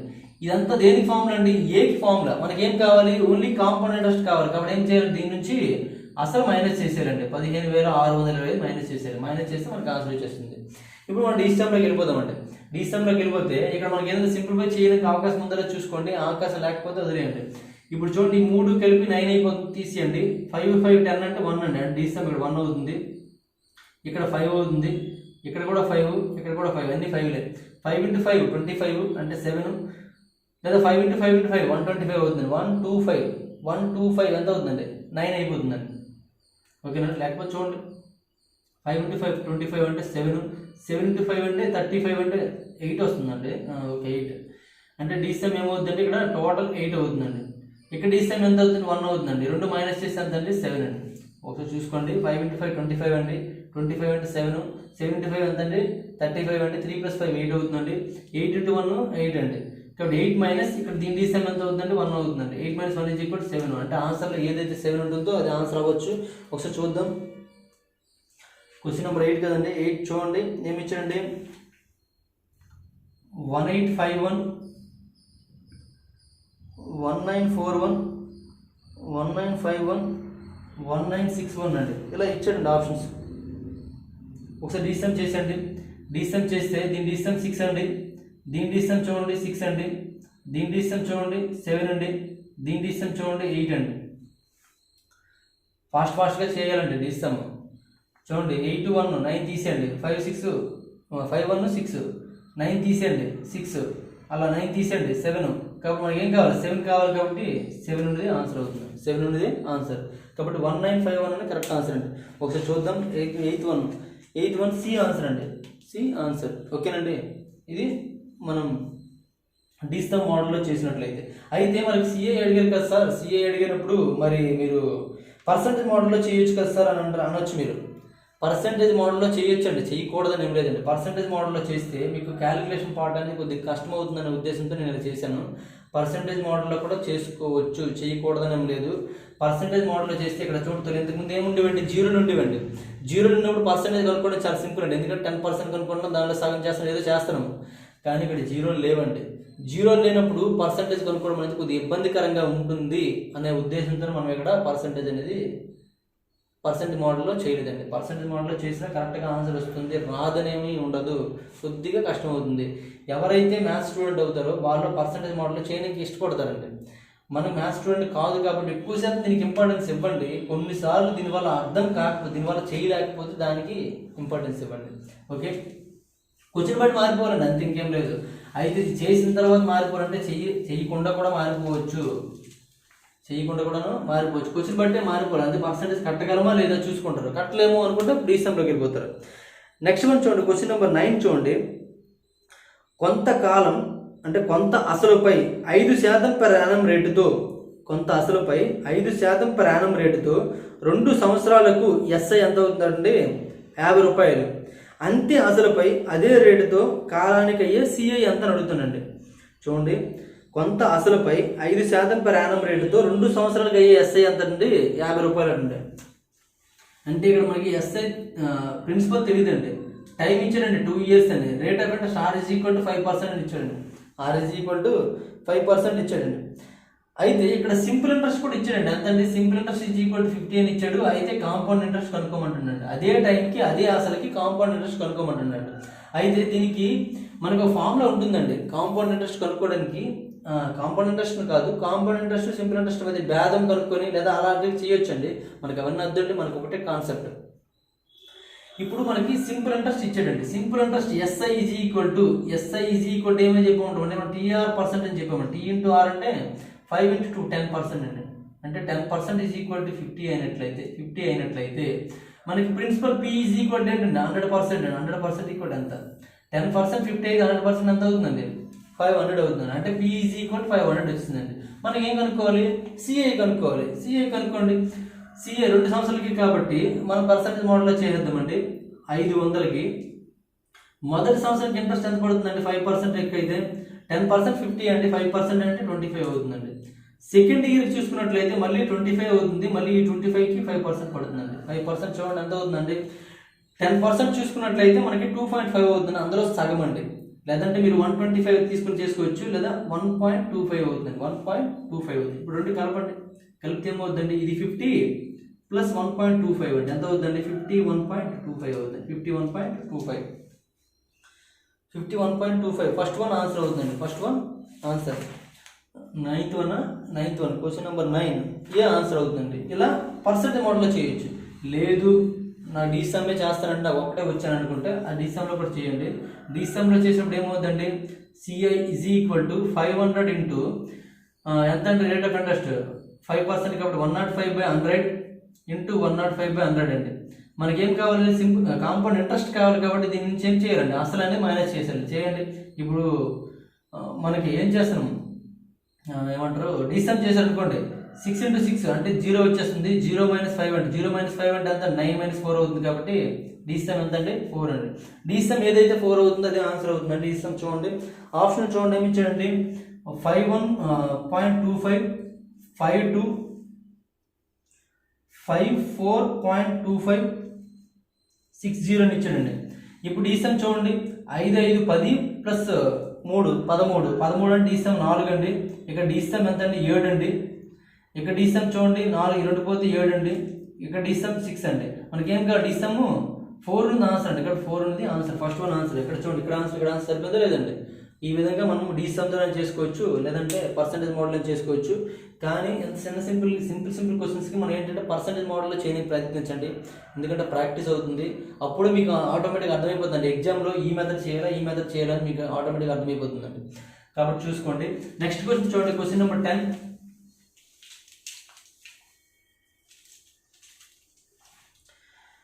మీరు ఒకటి బాగా గుర్తుంచుకోండి, కాంపౌండ్ ఇంట్రెస్ట్ సంబంధించి Rs-Aggarwal బుక్లో ఉండే క్వశ్చన్స్ అనేవి ఎనఫ్ అండి, సరిపోతాయి. అంతకన్నా మీరు ఎక్కువ ప్రాక్టీస్ చేయాల్సిన లేదు. అందులో అన్ని మోడల్స్ కూడా కవర్ చేశాడు. అందులో ఉన్న క్వశ్చన్స్ అనేవి ప్రాక్టీస్ చేయండి. నేను చెప్పిన మెథడ్స్ అనేవి గుర్తుంచుకుంటూ మీరు ఇంకేమైనా బుక్స్ మీకు దగ్గర ఉన్నట్లయితే దానిలో కూడా చేయండి, తప్పేం లేదు.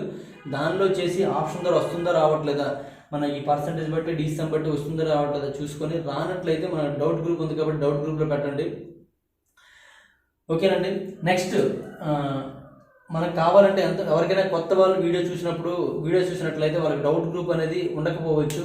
వాళ్ళ కోసం ఏం చేస్తామంటే ఈ వీడియో కింద డౌట్ గ్రూప్ అనేది మనం లింక్ పెడతాను నేను, ఆ డౌట్ గ్రూప్లో మీరు జాయిన్ అవ్వచ్చు. అలాగే ఈ Rs-Aggarwal సంబంధించి వీడియోస్, Rs-Aggarwal సంబంధించి మొత్తం టోటల్ వీడియోస్ అనేవి మనం చేయడం జరుగుతుంది. ఏ యూట్యూబ్ ఛానల్ లేనట్టు విధంగా మన యూట్యూబ్ ఛానల్ అనేది ఏం చేస్తుందంటే ప్రతి వీడియోని కూడాను, ప్రతి క్వశ్చన్ కూడాను చాలా సింపుల్ వేలో నాన్ మ్యాథ్స్ స్టూడెంట్ వాళ్ళకి కూడా అర్థమయ్యే విధంగా కొత్త మెథడ్స్తో చెప్పడం జరుగుతుంది. కాబట్టి ఈ వీడియోస్ మీకు కావాలనుకుంటే 8985020648 అనే నెంబర్కి మీరు కాల్ చేయండి. 8985020648 అనే నెంబర్కి మీరు కాల్ చేయడం, లేదా మీకు కాల్ అనేది లిఫ్ట్ చేయనట్లయితే దీనికి వాట్సాప్ చేయండి. వాట్సాప్ చేసినట్లయితే మేము రిప్లై ఇవ్వడం జరుగుతుంది. మీకు ఎవరైతే ఇటువంటి Rs-Aggarwal సంబంధించి మొత్తం వీడియోస్ కావాలనుకుంటున్నారో వాళ్ళు మాత్రం 8985020648 అనే నెంబర్కి మీరు కాంటాక్ట్ చేయొచ్చు. అలాగే డౌట్ గ్రూప్లో జాయిన్ అవ్వాలన్నా సరే దీనికి SMS చేసి డౌట్ గ్రూప్లో జాయిన్ చేయండి అని మనం SMS చేసినట్లయితే డౌట్ గ్రూప్లో జాయిన్ చేస్తాను. లేదంటే వీడియో కింద డిస్క్రిప్షన్లో ఆ డౌట్ గ్రూప్ సంబంధించిన లింక్ పెడతాను, దాని మీద క్లిక్ చేసినా సరే మీరు ఆటోమేటిక్గా డౌట్ గ్రూప్లోకి చేరిపోవచ్చు. ఆ గ్రూప్లో మీరు ఏ క్వశ్చన్ అయినా సరే నీట్గా ఫోటో తీసి పెట్టండి, నీట్గా ఫోటో తీసి అందులో ఖచ్చితంగా ఏముండాలండి, ఆప్షన్స్ ఉండాలండి. మనం ఎందుకు దేని మీద బేస్ చేసేద్దాం, ఆప్షన్ బేస్ చేసేద్దాం కదా. ఆప్షన్తో ఉన్నట్లుగా ఫోటో తీసి పెట్టినట్లయితే మీకు వితిన్ 5 minutes 4 minutesలో మన స్టూడెంట్స్ ఆన్సర్ చేస్తారు. వాళ్ళు ఎవరు చేయనట్లయితే నా వరకు వస్తుంది అది, ఖచ్చితంగా నేను కూడా మీకు చేసి ఆన్సర్ పెడతాను. ఈ విధంగా మీరు ఎక్కడో ఉన్నప్పటికీ కూడాను మీ డౌట్స్ అని క్లారిఫై చేయడానికి ఒక ఇన్స్టిట్యూట్లో, మీరు రెగ్యులర్గా వెళ్ళే ఇన్స్టిట్యూట్లో కూడాను మీ టీచర్స్ అనేవాళ్ళు డౌట్స్ అనేవి క్లారిఫై చెయ్యరు. కావాలంటే మీరే అబ్జర్వ్ చేసుకోండి.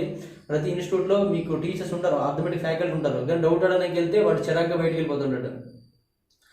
కాబట్టి చూడండి, ఎవరో కొంతమంది స్టూడెంట్స్ మాత్రమే స్టూడెంట్ ఫేవర్గా ఉండి ఆన్సర్ చేయడానికి ఇష్టపడతారండి. మీరు వాట్సాప్లో పెట్టినా సరే కొంతమంది స్టాఫ్ అనేవాళ్ళు ఆన్సర్ చేయరు. కానీ మనకి ఆ ప్రాబ్లం ఏం లేదండి, ఖచ్చితంగా ఆన్సర్ చేద్దాము. నాలెడ్జ్ అనేది ఒకరి నుంచి ఒకరు షేర్ చేసుకుందాము. అలాగే Rs-Aggarwal క్లాసెస్ అని కూడాను ప్రతి ఒక్కరికి అందుబాటులో ఉండడం కోసం ఏం చేసామంటే ఓన్లీ 500 రూపీస్ మాత్రమే మనము అనౌన్స్ చేయడం జరిగింది. కాబట్టి ఈ 500 రూపీస్ మనం పే చేసి టోటల్ వీడియోస్, Rs-Aggarwal సంబంధించిన టోటల్ వీడియోస్ ఇలా అడ్వాన్స్ మెథడ్లో తెలుసుకోవడానికి ప్రయత్నించండి. ఎవరైతే కావాలనుకుంటున్నారో వాళ్ళందరూ కూడాను ఈ అమౌంట్ పే చేసి తీసుకోండి. అలాగే ఇప్పుడు ఈ వీడియో, ఈ కాంపౌండ్ ఇంట్రెస్ట్ సంబంధించిన మొదటి వీడియో అనేది మీ ఫ్రెండ్స్ అందరికీ షేర్ చేసి ఎక్కువ మంది మన గ్రూప్లో జాయిన్ అయ్యేటట్లుగా ప్రోత్సహించండి. మీ మొబైల్లో ఉన్న ప్రతి నెంబర్కి, అంటే ప్రతి గ్రూప్లో కూడాను ఈ వీడియో అనేది మనం షేర్ చేసి ఛానల్ డెవలప్మెంట్కి లేదా ఇటువంటి క్వశ్చన్స్ అనేవి ఇటువంటి మెథడ్లో చేసే అవకాశం అనేది మీ ఫ్రెండ్స్కి కూడా కల్పించండి. ఓకేనండి, థ్యాంక్ యూ. నెక్స్ట్ క్వశ్చన్ చూద్దాం. Question number 10. క్వశ్చన్ నెంబర్ 10 ఏమి ఇచ్చారంటే 1000 రూపాయలపై 4 సంవత్సరాల్లో 10% వడ్డీ రేటుతో SIకు CIకు భేదం ఎంత అని అడుగుతున్నాడు. SIకు CIకు భేదం అనండి. 4 సంవత్సరాల్లో 1000 రూపాయలపై 4 సంవత్సరాల్లో 10% per annum రేటుతో ఎస్ఐకు సిఐకు బ్యాధం ఎంత అడుగుతుందండి. ఎస్ఐకు సిఐకు బ్యాధం ఎంత అడుగుతుందండి. చూడండి ఎంత అవుతుందో. మనకి P ఈజ్ ఈక్వల్ ఎంత ఇచ్చాడండి, 1000 రూపీస్ ఇచ్చాడండి. P ఈజ్ ఈక్వల్ టు 1000 ఇచ్చాడు. Rate of interest R is equal to 10% ఇచ్చాడు. 10%. T is equal to 4 years ఇచ్చాడండి. 4 years. ముందు మనం కాంపౌండ్ ఇంట్రెస్ట్ కనుక్కున్నాం అనుకోండి. కాంపౌండ్ ఇంట్రెస్ట్ ఎంత ఉందో చూడండి. కాంపౌండ్ ఇంట్రెస్ట్ చూసుకున్నట్లయితే 4 years కనుక్కుందామండి. 4 years కనుక్కున్నప్పుడు చాలా ఎక్కువ అమౌంట్ వచ్చేస్తుందండి. కానీ అక్కడ 4 years ఇచ్చాడంటే మ్యాక్సిమం అంత పెద్ద అమౌంట్ అది ఇవ్వడు. చూడండి ఆటోమేటిక్గా మీకు క్వశ్చన్ చూడండి, బ్యాంక్ PO అని ఇచ్చాడండి. అంటే బ్యాంక్ PO రేంజ్ అండి ఈ క్వశ్చన్.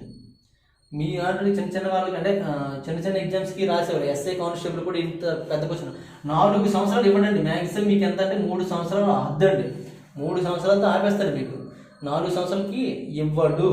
ఓకేనండి. అయితే చూడండి, ఈ రెండింటికి బ్యాధం అన్నాడు కాబట్టి మనం డైరెక్ట్గా పర్సంటేజ్ మోడల్లో చేయొచ్చు, డైరెక్ట్గా డిసమ్ కూడా చేసుకోవచ్చు అండి. డిసమ్ మనకి ఆప్షన్లో చూసుకున్నట్లయితే అన్ని వేరువేరుగా కనిపిస్తున్నాయి కాబట్టి డిసమ్ మోడల్ వెళ్ళిపోదాం. ఇక్కడ మీకు కాంపౌండ్ ఇంట్రెస్ట్ కావాలి అంటే, కాంపౌండ్ ఇంట్రెస్ట్ కావాలంటే 1000 రూపాయలు కదండి. 1000 రూపాయలు ఇంటూ 10% ఇంట్రెస్ట్ ప్రకారం 110/100 ఇంటూ 110/100 ఇంటూ 110/100 ఇంటూ 110/100 అండి. ఎన్ని సంవత్సరాలకండి? 4 సంవత్సరాలకు కాబట్టి 4 సార్లు రాసామండి. 4 సంవత్సరాలకు కాబట్టి 4 సార్లు రాసాము. ఇదేంటంటే టోటల్ అమౌంట్ అండి. దీని నుంచి మళ్ళీ మనం అసలు తీసేసినట్లయితే వడ్డీ వస్తుందండి. అసలు తీస్తే ఏమొస్తుందండి? వడ్డీ వస్తుందండి. అవునా కాదండి? తర్వాత ఏంటంటే దీనికి కూడా దేనికి కావాలి డిఫరెన్స్? సింపుల్ ఇంట్రెస్ట్కి కాంపౌండ్ ఇంట్రెస్ట్కి డిఫరెన్స్ కావాలండి.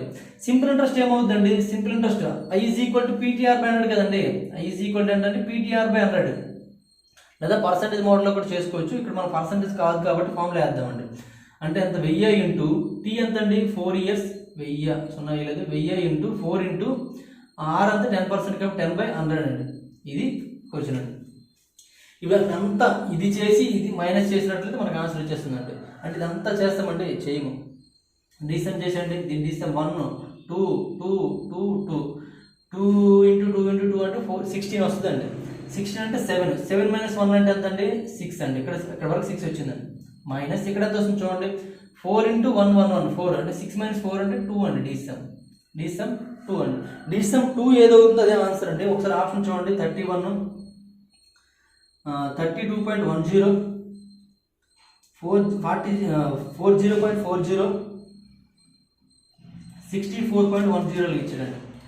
లాస్ట్ నన్ ఆఫ్ దీస్కి ఇంపార్టెన్స్ ఇవ్వద్దు మనకి, ఎందుకంటే 4 ఆప్షన్లు కంపల్సరీగా ఇస్తాడు కాబట్టి నన్ ఆఫ్ దీస్కి ఇంపార్టెన్స్ ఇవ్వద్దు. చూడండి డిసమ్ ఎంత 4 అండి. దీని డిసమ్ ఎంత అంటే 6 అండి. దీని డిసమ్ 8 అండి. దీని డిసమ్ 2 అండి. మనకి ఏం కావాలి? 2 కావాలి కాబట్టి ఇది ఆన్సర్ అవుతుంది. 2 కావాలి కాబట్టి ఇది ఆన్సర్ అవుతుందండి. ఇక్కడ ఆన్సర్ వచ్చి చూద్దాం. క్వశ్చన్ నెంబర్ 10 ఆన్సర్ D అండి. D ఆన్సర్ సరిపోయిందండి. ఓకేనండి. ఇది మనకి ఏంటంటే డిసమ్ మోడల్ అండి. అలా కాకుండా పర్సంటేజ్ మోడల్లో చేసామనుకోండి. పర్సంటేజ్ మోడల్లో చేస్తే ఎలా వస్తుంది? పర్సంటేజ్ మోడల్లో వస్తుంది కానీ అమౌంట్ వాల్యూస్ అనేవి ఎక్కువ అయిపోతాయి. కరెక్ట్గా చూసుకోండి. 1000 రూపీస్ అండి. 1000 రూపీస్కి ఫస్ట్ ఇయర్ తీసుకోవాలనుకోండి. ఎంత అంటే 10% రేట్ ఆఫ్ ఇంట్రెస్ట్ కాబట్టి ఫస్ట్ ఇయర్కి ఏమవుతుందండి? 100 అవుతుందండి. సెకండ్ ఇయర్కి వచ్చినప్పటికి మళ్ళీ 10% కావాలి, 100 అవుతుంది. మళ్ళీ ఈ 100కి ఇంట్రెస్ట్ పడుతుందండి. ఎంత అంటే 100కి 10% ఎంత అంటే 10 అండి. మళ్ళీ థర్డ్ ఇయర్కి వచ్చేసరికి 100 అసలుకి 100 పడుతుంది. ఈ 100కి ఇంట్రెస్ట్ పడుతుందండి. ఎంత అంటే 10 అండి. ఈ 100కి ఇంట్రెస్ట్ పడుతుందండి 10 అండి. మళ్ళీ ఈ 10కి ఇంట్రెస్ట్ పడుతుందండి 1 అండి. ఓకేనండి. మళ్ళీ ఫోర్త్ ఇయర్కి వచ్చినప్పటికి 4 ఇయర్స్ వచ్చినప్పుడు ఇంకా ఇక్కడ క్యాలిక్యులేషన్ బాగా చూసుకోవాలండి. 4 ఇయర్ అంటే ఇక్కడ వరకు కంప్లీట్. అంటే ఈ మీద ప్రతి నెంబర్కి కూడా ఇంట్రెస్ట్ పడుతుందండి. ఈ 1000కి 100 ఇది కామన్ అండి. నెక్స్ట్ చూడండి, ఇక్కడ ఈ 100కి 10% 10 అండి. ఈ 100కి 10%, ఈ 100కి 10%, ఈ 10కి 1, ఈ 10కి 1, ఈ 10కి 1, మళ్ళీ 1కి పడుతుందండి. 1కి ఎంత అవుతుందండి? 0.1 అండి. ఇవన్నీ కలిపితే మనకు వస్తాయండి. చూడండి ఎంత పెద్ద ప్రాసెస్. మొత్తం కలిపితే ఎంత అవుతుందండి? చూడండి ఇది 400 ప్లస్ ఇవన్నీ ఉన్నాయి చూడండి. 1 2 3 4 6 వస్తుంది. ఇక్కడ 60 ప్లస్ ఇవన్నీ అండి 64.1 అండి. అంటే ఎంత అవుతుందండి? 464.1 వచ్చిందండి. అంటే 1 అంటే 1 0 వేసుకోండి. 1 0 వేసుకోండి. ఇదేంటంటే కాంపౌండ్ ఇంట్రెస్ట్ అయ్యిందండి. మనకి ఇంకేం కావాలి? సింపుల్ ఇంట్రెస్ట్ కావాలండి. సింపుల్ ఇంట్రెస్ట్ ఏంటండి?